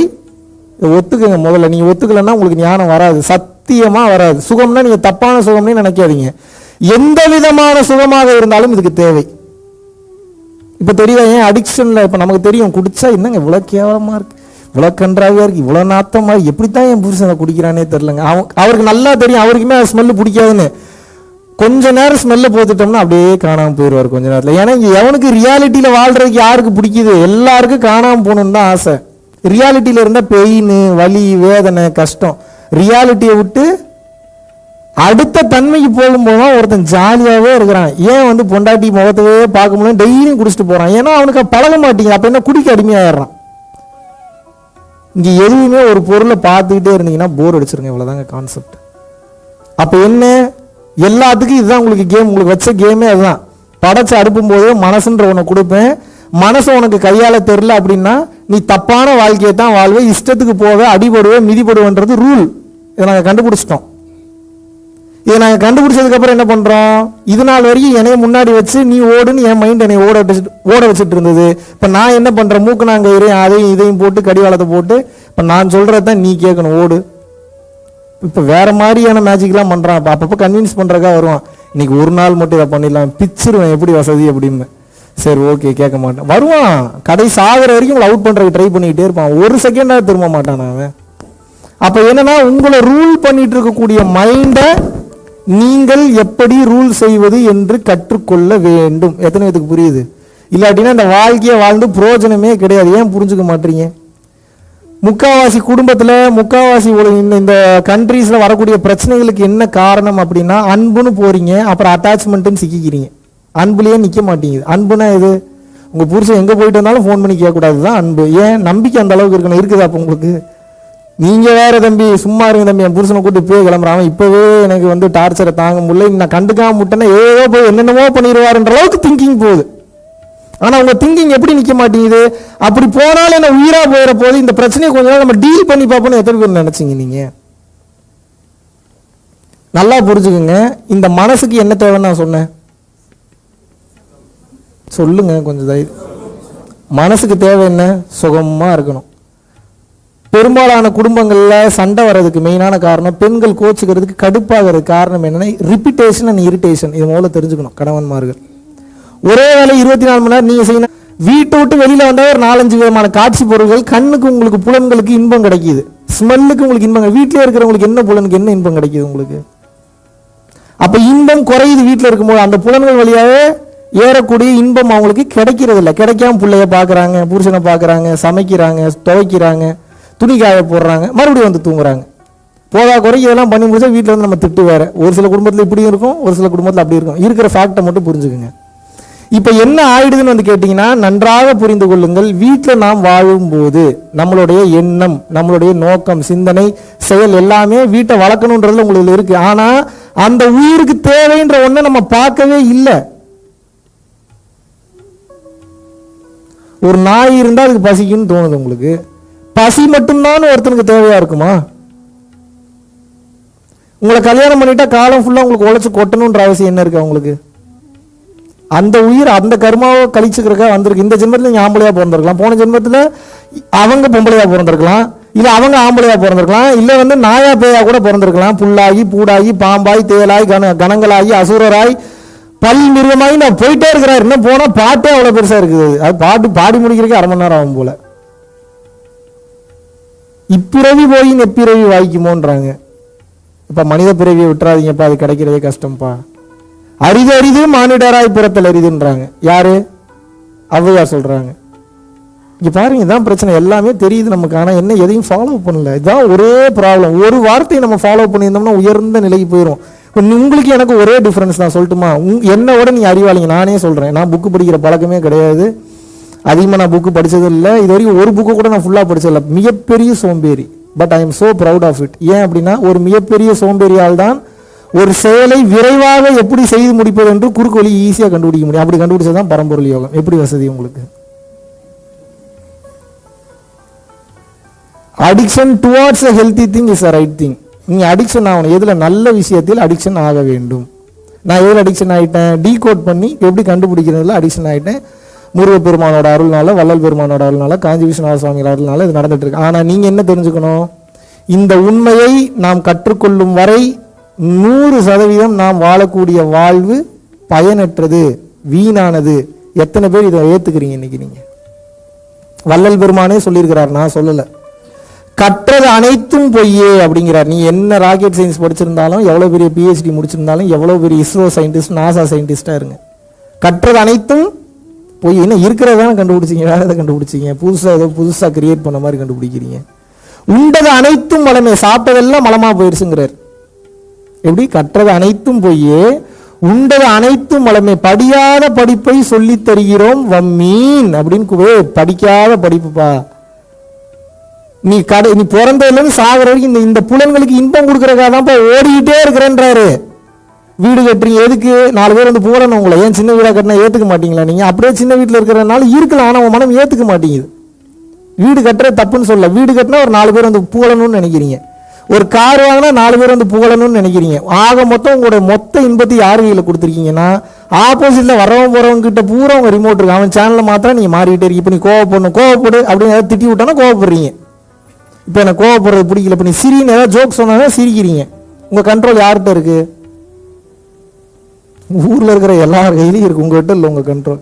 எவ்வளவு ஒரு மோசம். நான் ஏதோ தவறாதுன்னு சொல்றேன்னா நானு? நம்ம அப்படி எப்பேற்பட்ட ஒரு வாழ்க்கையை வாழ்ந்துட்டு இருக்கோன்றது தெரியுதா? நான் இவ்வளோ உண்மை இன்னும் நான் பேசலாம், இன்னும் 2 நாள் பேசலாம், அவ்வளோ கண்டென்ட் இருக்கு. ஆனால் ஒன்றும் இல்லைன்றதான் மேட்ரு. ஆனால் புரிஞ்சுக்கோங்க, இவ்வளோ உண்மை வெளியில சொல்லாம நான் பாலிஸ்டாவே எப்படி பேசி உங்களுக்கு உண்மையை புரிய வைக்க முடியும்? ஏதாவது புரிய வைக்க முடியுமா? பாலிஷா பேசினா ஏதாவது புரியுமா உங்களுக்கு? இவ்வளோ நாள் எல்லாரும் பாலிஷா தான் பேசுறாங்க, என்ன கத்துக்கிட்டீங்க நீங்க? ஆழ்ந்த உண்மையை நீங்கள் தெரிந்து கொள்ள வேண்டும் என்றால் ஆழ்ந்த அவமானங்களுக்குள் செல்ல வேண்டும். இன்னைக்கு தெரிஞ்சுக்க. முதல்ல அவமானத்தை ஏற்கும் மனிதனுக்கு கடவுள் பக்கத்திலே வரமாட்டார். ஏன்னா அகங்காரத்துக்கு தான் அவமானம். உங்களுக்கு அவமானம், நீங்க ஆத்மாங்க, உங்களுக்கு என்னங்க அவமானம்? அது பரிசுத்தமானது, இறைவன் கிட்ட இருந்து வந்தது. அது அதனுடைய ஆற்றலே வேற லெவல். நீங்க தான் அதுதான் நீங்க. சுப்பிரமணி, மகாவிஷ்ணு, குபேரன், அவர் இவருன்னு இருக்கிற அது இல்லை. அது நீங்கன்றது அதுன்றது நீங்க. ரொம்ப குழப்பறணும். அதுக்கு பேர் வைக்காதீங்க, ஊர் வைக்காதீங்க, டிசைன் வைக்காதீங்க, வடிவம் வைக்காதீங்க, ஷேப் வைக்காதீங்க, எதுவுமே வைக்காதீங்க. அதுக்கு பேர் என்ன? அது எதா வேணா எடுத்துட்டு போகுது. அதனாலதான் அது மிளிரும், அது ஒளிரும்பாங்க நான் சித்தர்கள். ஏன்னா அவங்களுக்கே தெரிய மாட்டேங்குது அது என்னதுன்னு. இறைவன் சொன்னாலும் தப்பு. ஏன்னா இப்ப இறைவன்ற வார்த்தை ரிப்பீட்டட் ஆகி போய் ஏதோ எங்கேயோ உங்களெல்லாம் ஆசீர்வாதம் பண்ணிட்டு இருக்கிறான்னு நினைச்சிட்டு இருக்கீங்க நீங்க. இந்த ஷேப்பே இந்த கையில காஸ்மிக் எனர்ஜி வாங்கி இந்த கையில கொடுக்கறதா? மனிதனே பண்ண முடியாது, நம்மளே பண்ணலாம். ரெய்கி ஹீலிங் முடிச்சவனே பண்ணலாம். இதுக்கு பண்றதுக்கு எதுக்கு கடவுள் உங்களுக்கு? அப்போ நல்லா நீங்க புரிஞ்சுக்கணும். இன்னைக்கு ஒரு விஷயத்தை நல்லா உணர்ந்துடணும். தயவு செய்து உங்கள் திருவிடுகளை பிடித்து கேட்டுக்கொள்கிறேன், அவமானப்படுவதற்கு நீங்கள் தயாராகி விடுங்கள். எப்போது வேண்டுமானாலும் எது வேண்டுமானாலும் நிகழலாம். டெய்லி நான் குறைஞ்சது ஒரு இடத்துல 2 இடத்துலயாவது அவமானப்படுத்தப்படுவேன். நேரடியாகவும் சரி, மறைமுகமாகவும் சரி. ஏதாவது நியூஸ் நீ அவமானப்படுத்துற மாதிரி வரும், நேரடியாக அவமானப்படுத்துற மாதிரி வரும். இதை நாம் கண்டுகொள்ள கூடாது. ஏன்னா இந்த உலகம் அடுத்த கட்டம் செல்வதற்காக இறைவன் பரிணாம வளர்ச்சியை நிகழ்த்தி கொண்டிருக்கிறார். பரிணாம வளர்ச்சின்றது என்ன? Evolution process. உயிர்கள் வளர்ந்து வந்துகிட்டே இருக்கு. அப்ப அதனுடைய அறிவு செயல்படும் போது அது செயலா வெளிப்படும் தானே. அறியாமையிலையும் வெளிப்படலாம், அறிவுலையும் வெளிப்படலாம். அறிவுல வெளிப்படும் போது பிரச்சனை இல்லை. அறியாமையில வெளிப்படும் போது யார் அனுபவிக்கிறது? நம்ம தான் அனுபவிச்சாகணும். அப்ப இந்த அறியாமையில் இருக்கக்கூடிய அந்த அறிவு என்பது வெளிப்படும் போது வலியும் வேதனையும் வருமா வராதா? அதை ஏன் ஏத்துக்க மாட்டோம்?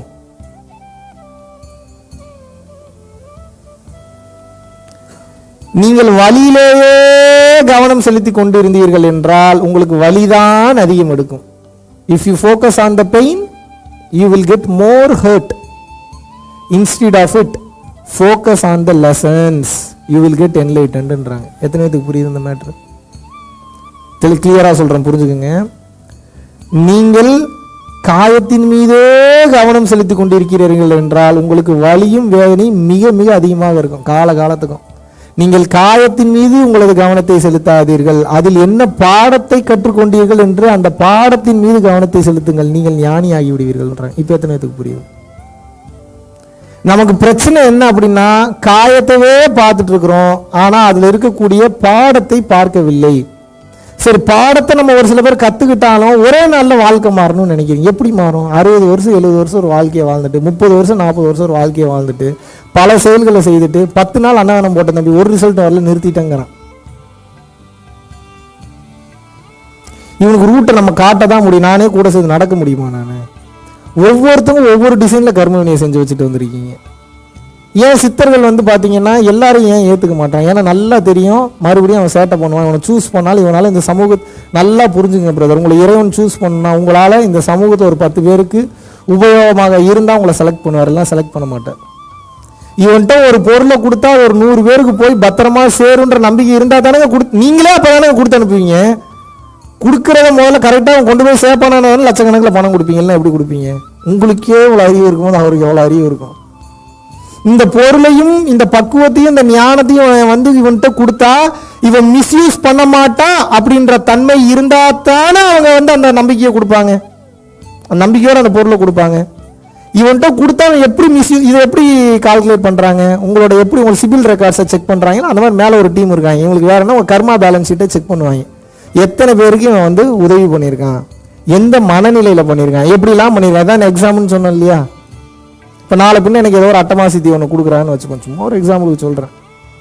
ஏதோ ஒரு சித்தி வருது, கண்ணில் பார்த்தோன்னு எரிக்கிற பவர் வந்துருன்னு வச்சுக்கோங்க, சும்மா ஒரு எக்ஸாம்பிளுக்கு சொல்கிறேன், வந்துடுது அப்படின்னா, இப்போ அந்த லிஃப்ட் நடந்த மேட்டர் சொன்னால கோயம்புத்தூர் போயிருந்தப்போ நடந்ததுங்க அப்படின்னு. இவன் பண்ண வேலைக்கு நான் ஒரு பக்குவமற்ற ஒருத்தனாக இருந்தால் இவனுக்கு என்ன கொடுக்குன்னு யோசிச்சாங்கன்னா, வேணும்னே இவனை ட்விஸ்ட் பண்ணி விடுவோம், இவனுக்கு கோவம் வருதான்னு பார்ப்போம் அப்படின்னு சொல்லி டெஸ்ட் பண்ணுவாங்க.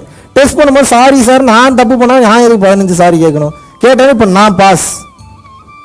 ஒருவேளை நான் கோவப்பட்டிருந்தேன் கடுப்பாயிருந்தேன் அப்படின்னா இப்போ கண்ணால பார்த்தோன்னே எரிக்கிற பவரை நமக்கு கொடுப்பாங்களா? இவன்கிட்ட கொடுத்தா ஊர்ல இருக்கிற எல்லாத்தையும் எரிச்சிருவான். நினைப்பாங்களா மாட்டாங்களா? இப்ப தெரியுதா நமக்கு ஏன் நம்ம ஒரு விஷயத்த பண்ணணும்னு நினைச்சா அது ஏன் அமைய மாட்டேங்குதுன்ற உண்மை இப்போ புரியுதா? ஏன்னா இதுக்கு முன்னாடி உங்களுக்கு கொடுத்தது நீங்க சரியா பயன்படுத்தல. நீங்க உடனே கேட்கலாம், நீங்க நல்லா யோசிச்சு பாருங்க, உங்களுக்கு நல்ல ஆழமான மனசுல உங்களுக்கு நல்லாவே தெரியும், ரொம்ப கிளியரா தெரியும். நம்ம இதுக்கு முன்னாடி நாம் நமக்கு கொடுத்த பொருட்களை மிக சரியாக பயன்படுத்தவில்லை. புரியுதா புரியலையா உங்களுக்கு? சொந்த பந்தத்தை கரெக்டா பயன்படுத்தல, அம்மா அப்பாவை கரெக்டா பயன்படுத்தல, கிடைச்ச வாய்ப்புகளை பயன்படுத்தல. எனக்கு தெரிஞ்சல ஒருத்தருக்கு விளங்காதவன், பேர் சொல்ல விருப்பம் இல்லை எனக்கு. சனி பகவான் ஆட்சியில் இருக்கிறப்போ அவரே நீதிக்காரகன், அவரு எவ்வளவு நீதி நேர்மை நியாயம் பேசுவார். அவர்கிட்ட இருந்து அந்த ஆட்சி போகும்போது நல்ல சனி கொடுக்க எவர் தடுப்புன்ற மாதிரி வேற லெவல்ல பணம் கொடுப்பாரு. அவரு கொடுக்கறது கொடுத்து வேடிக்கை பார்க்கறது, என்ன பண்றான்னு சும்மா அவங்கள பொறுத்த கலர் பேப்பர் தானுங்க. உங்களுக்கு தானுங்க கோடி கோடியா போனோம், அவங்களுக்கு என்ன வெறும் கலர் பேப்பர் தானே. சும்மா அப்படி அடிச்சு விட்டு வேடிக்கை பார்த்தா உருப்படியா அதை வச்சு தொழில் பண்ணி மேலே எப்படி முன்னேறதுன்னு நினைக்கிறேன். அவனே அத்தனை வருஷம் கஷ்டப்பட்டு வீடு வாசல்லாம் வித்துட்டு இன்னைக்கு நல்ல தன்மைக்கு வந்திருக்கான். மறுபடியும் அப்புறம் அந்த பணத்தை வச்சு நான் பார் ஆரம்பிக்கிறேன், அதை ஆரம்பிக்கிறேன், இதை ஆரம்பிக்கிறேன், இன்னும் ஒரு 100 பேரை கொல்ற பிளானை போட்டீங்கன்னா என்ன ஆகும்? எந்திரிக்க முடியாத அளவுக்கு சனி பகவான் படுக்க வைத்து விட்டார். ஏன் கொடுத்தவருக்கு எப்படி படுக்க வைக்கிறதுன்னு தெரியாதா? இதெல்லாம் ஏத்துக்கிற கொஞ்சம் கஷ்டமா தான் இருக்கும். சத்தியத்தின் பாதையில் நீங்கள் நிற்கவில்லை என்றால் நீங்க அடி வாங்குற அடி ஒவ்வொன்றும் மிகப்பெரிய லெவல்ல இருக்கும். எத்தனை பேருக்கு புரியுது? இது ஏற்றுக்கொள்வதற்கு கொஞ்சம் வலிக்குமானா இதுதான் உண்மை. ஒவ்வொரு செகண்ட் விழிப்புணர்வா இருக்கணும்ன்ற ஏன் இப்ப புரியுது? அந்த ஆளுங்க எவன் என்ன டெஸ்ட் வைக்கிறாங்கன்னே தெரியாது என்ன. அப்ப எப்படி ஒவ்வொரு சூழ்நிலையிலும் இன்னொரு உயிர் கஷ்டப்படாம நம்ம நடந்துக்கிறது பேர் தான் சத்தியம். இந்த சத்தியமும் நேர்மையும் நீதியும் எப்ப அதிகமாகுதோ உங்களுக்குள்ள, நீங்க இறைவனை தேடி போகவே தேவையில்லை. ஃபார்முலாவே இதுதான். ஒருவனுக்கு இறை நம்பிக்கையே இல்லை என்றாலும் பரவாயில்லை, பிறருக்கு கொடுத்து உதவ வேண்டும் என்ற தான தர்ம சிந்தனை மட்டும் வந்து விட்டது என்றால், கொடுத்து உதவ கூட வேணாமா, கொடுத்து உதவுன்ற சிந்தனை உண்மையா வரணும். வந்து விட்டது என்றால் இவன் இறைவனை தேடி போக தேவையில்லை, இறைவன் இவனை தேடி ஓடி வந்து விடுவார்ன்றாங்க. எப்படி இருக்கு? அகத்தியர் பெருமான் அருள் வாக்குங்க, நான் சொல்ல. இது எப்படின்னா, இறைவன் ஓடி வந்து விடுவாரோ, ஓடி வந்து உங்களை வேடிக்கை பார்த்துட்டே இருப்பாரா, உயிரை கொடுப்பார். எப்படி உயிரை கூட? என் பிள்ளைய என்ன மீறி தொடரா பார்க்கலாம் நிற்பார் முன்னாடி. ஏன்? அவன் பிள்ளைய ஆயிட்டீங்க, இப்போ நீங்க ஸ்பெஷல் குழந்தை ஆயிட்டீங்க. எல்லாரும் கடவுளின் குழந்தைகள் தான். கடவுளுக்குன்னு செல்ல குழந்தைங்க இருக்க மாட்டாங்களா? இருப்பாங்களா மாட்டாங்களா? அப்ப எப்போ நானும் உங்களை மாதிரி சேட்டை பண்ணிட்டு தெரிஞ்சவன் தான். என்ன அருணகிரி மன்னா அவருக்கு மேலே நீங்க எல்லாம் பெரிய சேட்டை பண்ணிருக்க போறீங்க, அவருக்கு மேலே நீங்க எல்லாம் பெரிய இதா இருந்திருக்க போறீங்க. பெரிய பெரிய திருடர்கள் எல்லாம் ஞானிகளா மாத்திருக்காங்க, பெரிய பெரிய அவமானம் செஞ்சவங்க எல்லாம் ஞானியா மாத்திருக்காங்க. நமக்கெல்லாம் வாய்ப்பு இருக்கு. ஆனா பிரச்சனை என்னன்னா, நாம் யாரும் ஏற்றுக்கொள்வதற்கு தயாராக இல்லை. எப்போ நம்ம ஏத்துக்கிறோமோ, நம்ம செய்யறது தப்பு தான், நம்ம இவ்வளவு நாள் வந்து புருஷனை மிதிச்சிட்டோம், பொண்டாட்டியை மிதிச்சிட்டோம், இதை பண்ணிட்டோம், அதை பண்ணிட்டோம், இதை மதிக்கல அதை மதிக்கலன்னு எப்போ நீங்க உணர்ந்து விடுகிறீர்களோ, அப்போ உங்களுக்கு மன்னிப்பு என்பது இறைவன் கொடுத்து விடுவார். எத்தனை பேருக்கு புரியுது? ஆனா கதறணும். அவ்வளவு பாவத்தை பண்ணி வச்சுட்டு மொத்தமும் பதிவா உள்ள இருக்கு. நீங்க என்ன ஏமாத்தலாம், கடவுள்லாம் ஏமாத்த முடியாது. ஏன்னா உள்ளுக்குள்ளேயே உட்காந்து ஃபுல்லா அவருக்கு வேலையே ரெக்கார்ட் பண்றதுதான். உள்ள உட்காந்து விடுற மூச்சுல இருந்து ஒவ்வொரு பேச்சுல இருந்து அவருக்கு வேலை என்ன? அனைத்தையும் ரெக்கார்ட் பண்றது. ரெக்கார்ட் பண்ணிக்கிட்டே இருக்க. இறைவன் ரெக்கார்ட் பண்ணல, இறை அம்சம் ரெக்கார்ட் பண்ணுது. இறைவனெல்லாம் நீங்க கணிக்கவே முடியாது, இதுக்குள்ளலாம் கணிக்க முடியாது. நீக்க மரம் நிறைந்திருக்கும் பேராற்றல். அகத்தியர், போகர் போன்றவர்களே இவரோட அனுபவங்களை தெரிஞ்சுக்கிறாங்க. இது எங்க போய் முடியும் தெரியாம இன்னும் டிராவல் பண்ணிட்டு இருக்காங்க. ஜாலியா தான் டிராவல் பண்றாங்க. இன்னும் அத்தனை அண்டங்களை பார்க்கலாம், அத்தனை உயிர்களை பார்க்கலாம், அத்தனை பேருக்கு அருள் பாலிக்கலாம். ஆனா இன்னும் முடிய மாட்டேங்குதுங்க. நீங்க நினைச்சிட்டு இருக்கீங்க நம்ம மனித பிறவி, நம்மளாம் மனிதன் நினைச்சீங்கன்னா 2 minutes கண்டோலன்சஸ் ஃபார் யூ, ஆழ்ந்த இரங்கல்கள். ஏனென்றால் கேப்டன் மார்வெல் மாதிரி நம்ம எந்த அண்டத்துக்கு வேணாலும் போகலாம், எங்க இருந்து வேணாலும் வரலாம். மறை சித்தி குழியை, அட்டமா சித்து, அனிமா, லகிமா, கரிமா, மகிமா, பிராப்தி, பிரகாமியம், வசித்துவம், ஈசத்துவம், அணுவை போல சிறியதாகுதல், மலையை போல பெரியதாகுதல், காற்றை போல லேசாகுதல், கனமாகுதல், பஞ்சபூதங்களையும் தன்வயப்படுத்துதல், நவகிரகங்களை தன்வயப்படுத்தல், இந்த மாதிரி ஏகப்பட்ட சித்திகளை ஒவ்வொரு மனிதனும் பெற்றிருந்தார்கள். நல்லா புரிஞ்சுங்க, ஆத்மாக்கு அவ்வளவு சக்தி இருக்கு. ஆனா இந்த ஆத்மா சரி இதெல்லாம் அடைஞ்சு நான் என்னப்பா பண்றது? நீங்க ஒன்றும் பண்ண வேணாம். நான் என்ன கேட்கிறேன் அப்படின்னா, ஒரு டிராவல்ல போறீங்க, போகும்போது இதை கொண்டு போங்க, உங்களுக்கு வெயிட்டா இருக்கானா கொண்டு போக வேண்டியது. உங்களுக்கு என்ன பிரச்சனை? என்னங்க பிரச்சனை? ஒரு தங்க தட்டை கொடுத்து போய் இதை வச்சு வித்து பொழைச்சுக்கிட்டானா வந்து பிச்சை எடுத்துட்டு இருக்கீங்க. ரோடா போய் இதுல ஏதாவது போடுங்க ஐயா, இதுல ஏதாவது போடுங்க ஐயா, இதுல ஏதாவது போடுங்க ஐயா.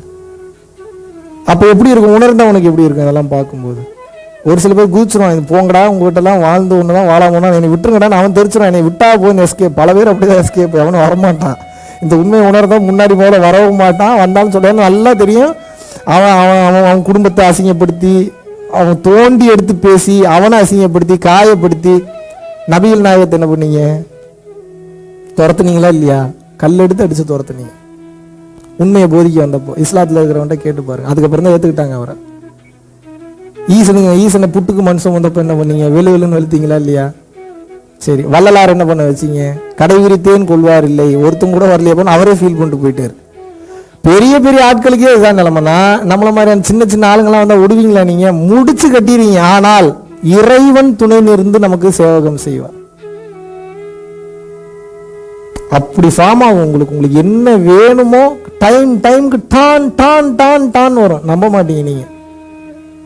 இறைவனை நம்பினோர் கைவிடப்படார். எழுதி வச்சுங்க, 100% சத்தியமான வார்த்தை. நம்பணும். உங்களுக்கு நம்பிக்கை வரல, வராததுதான் பிரச்சனை.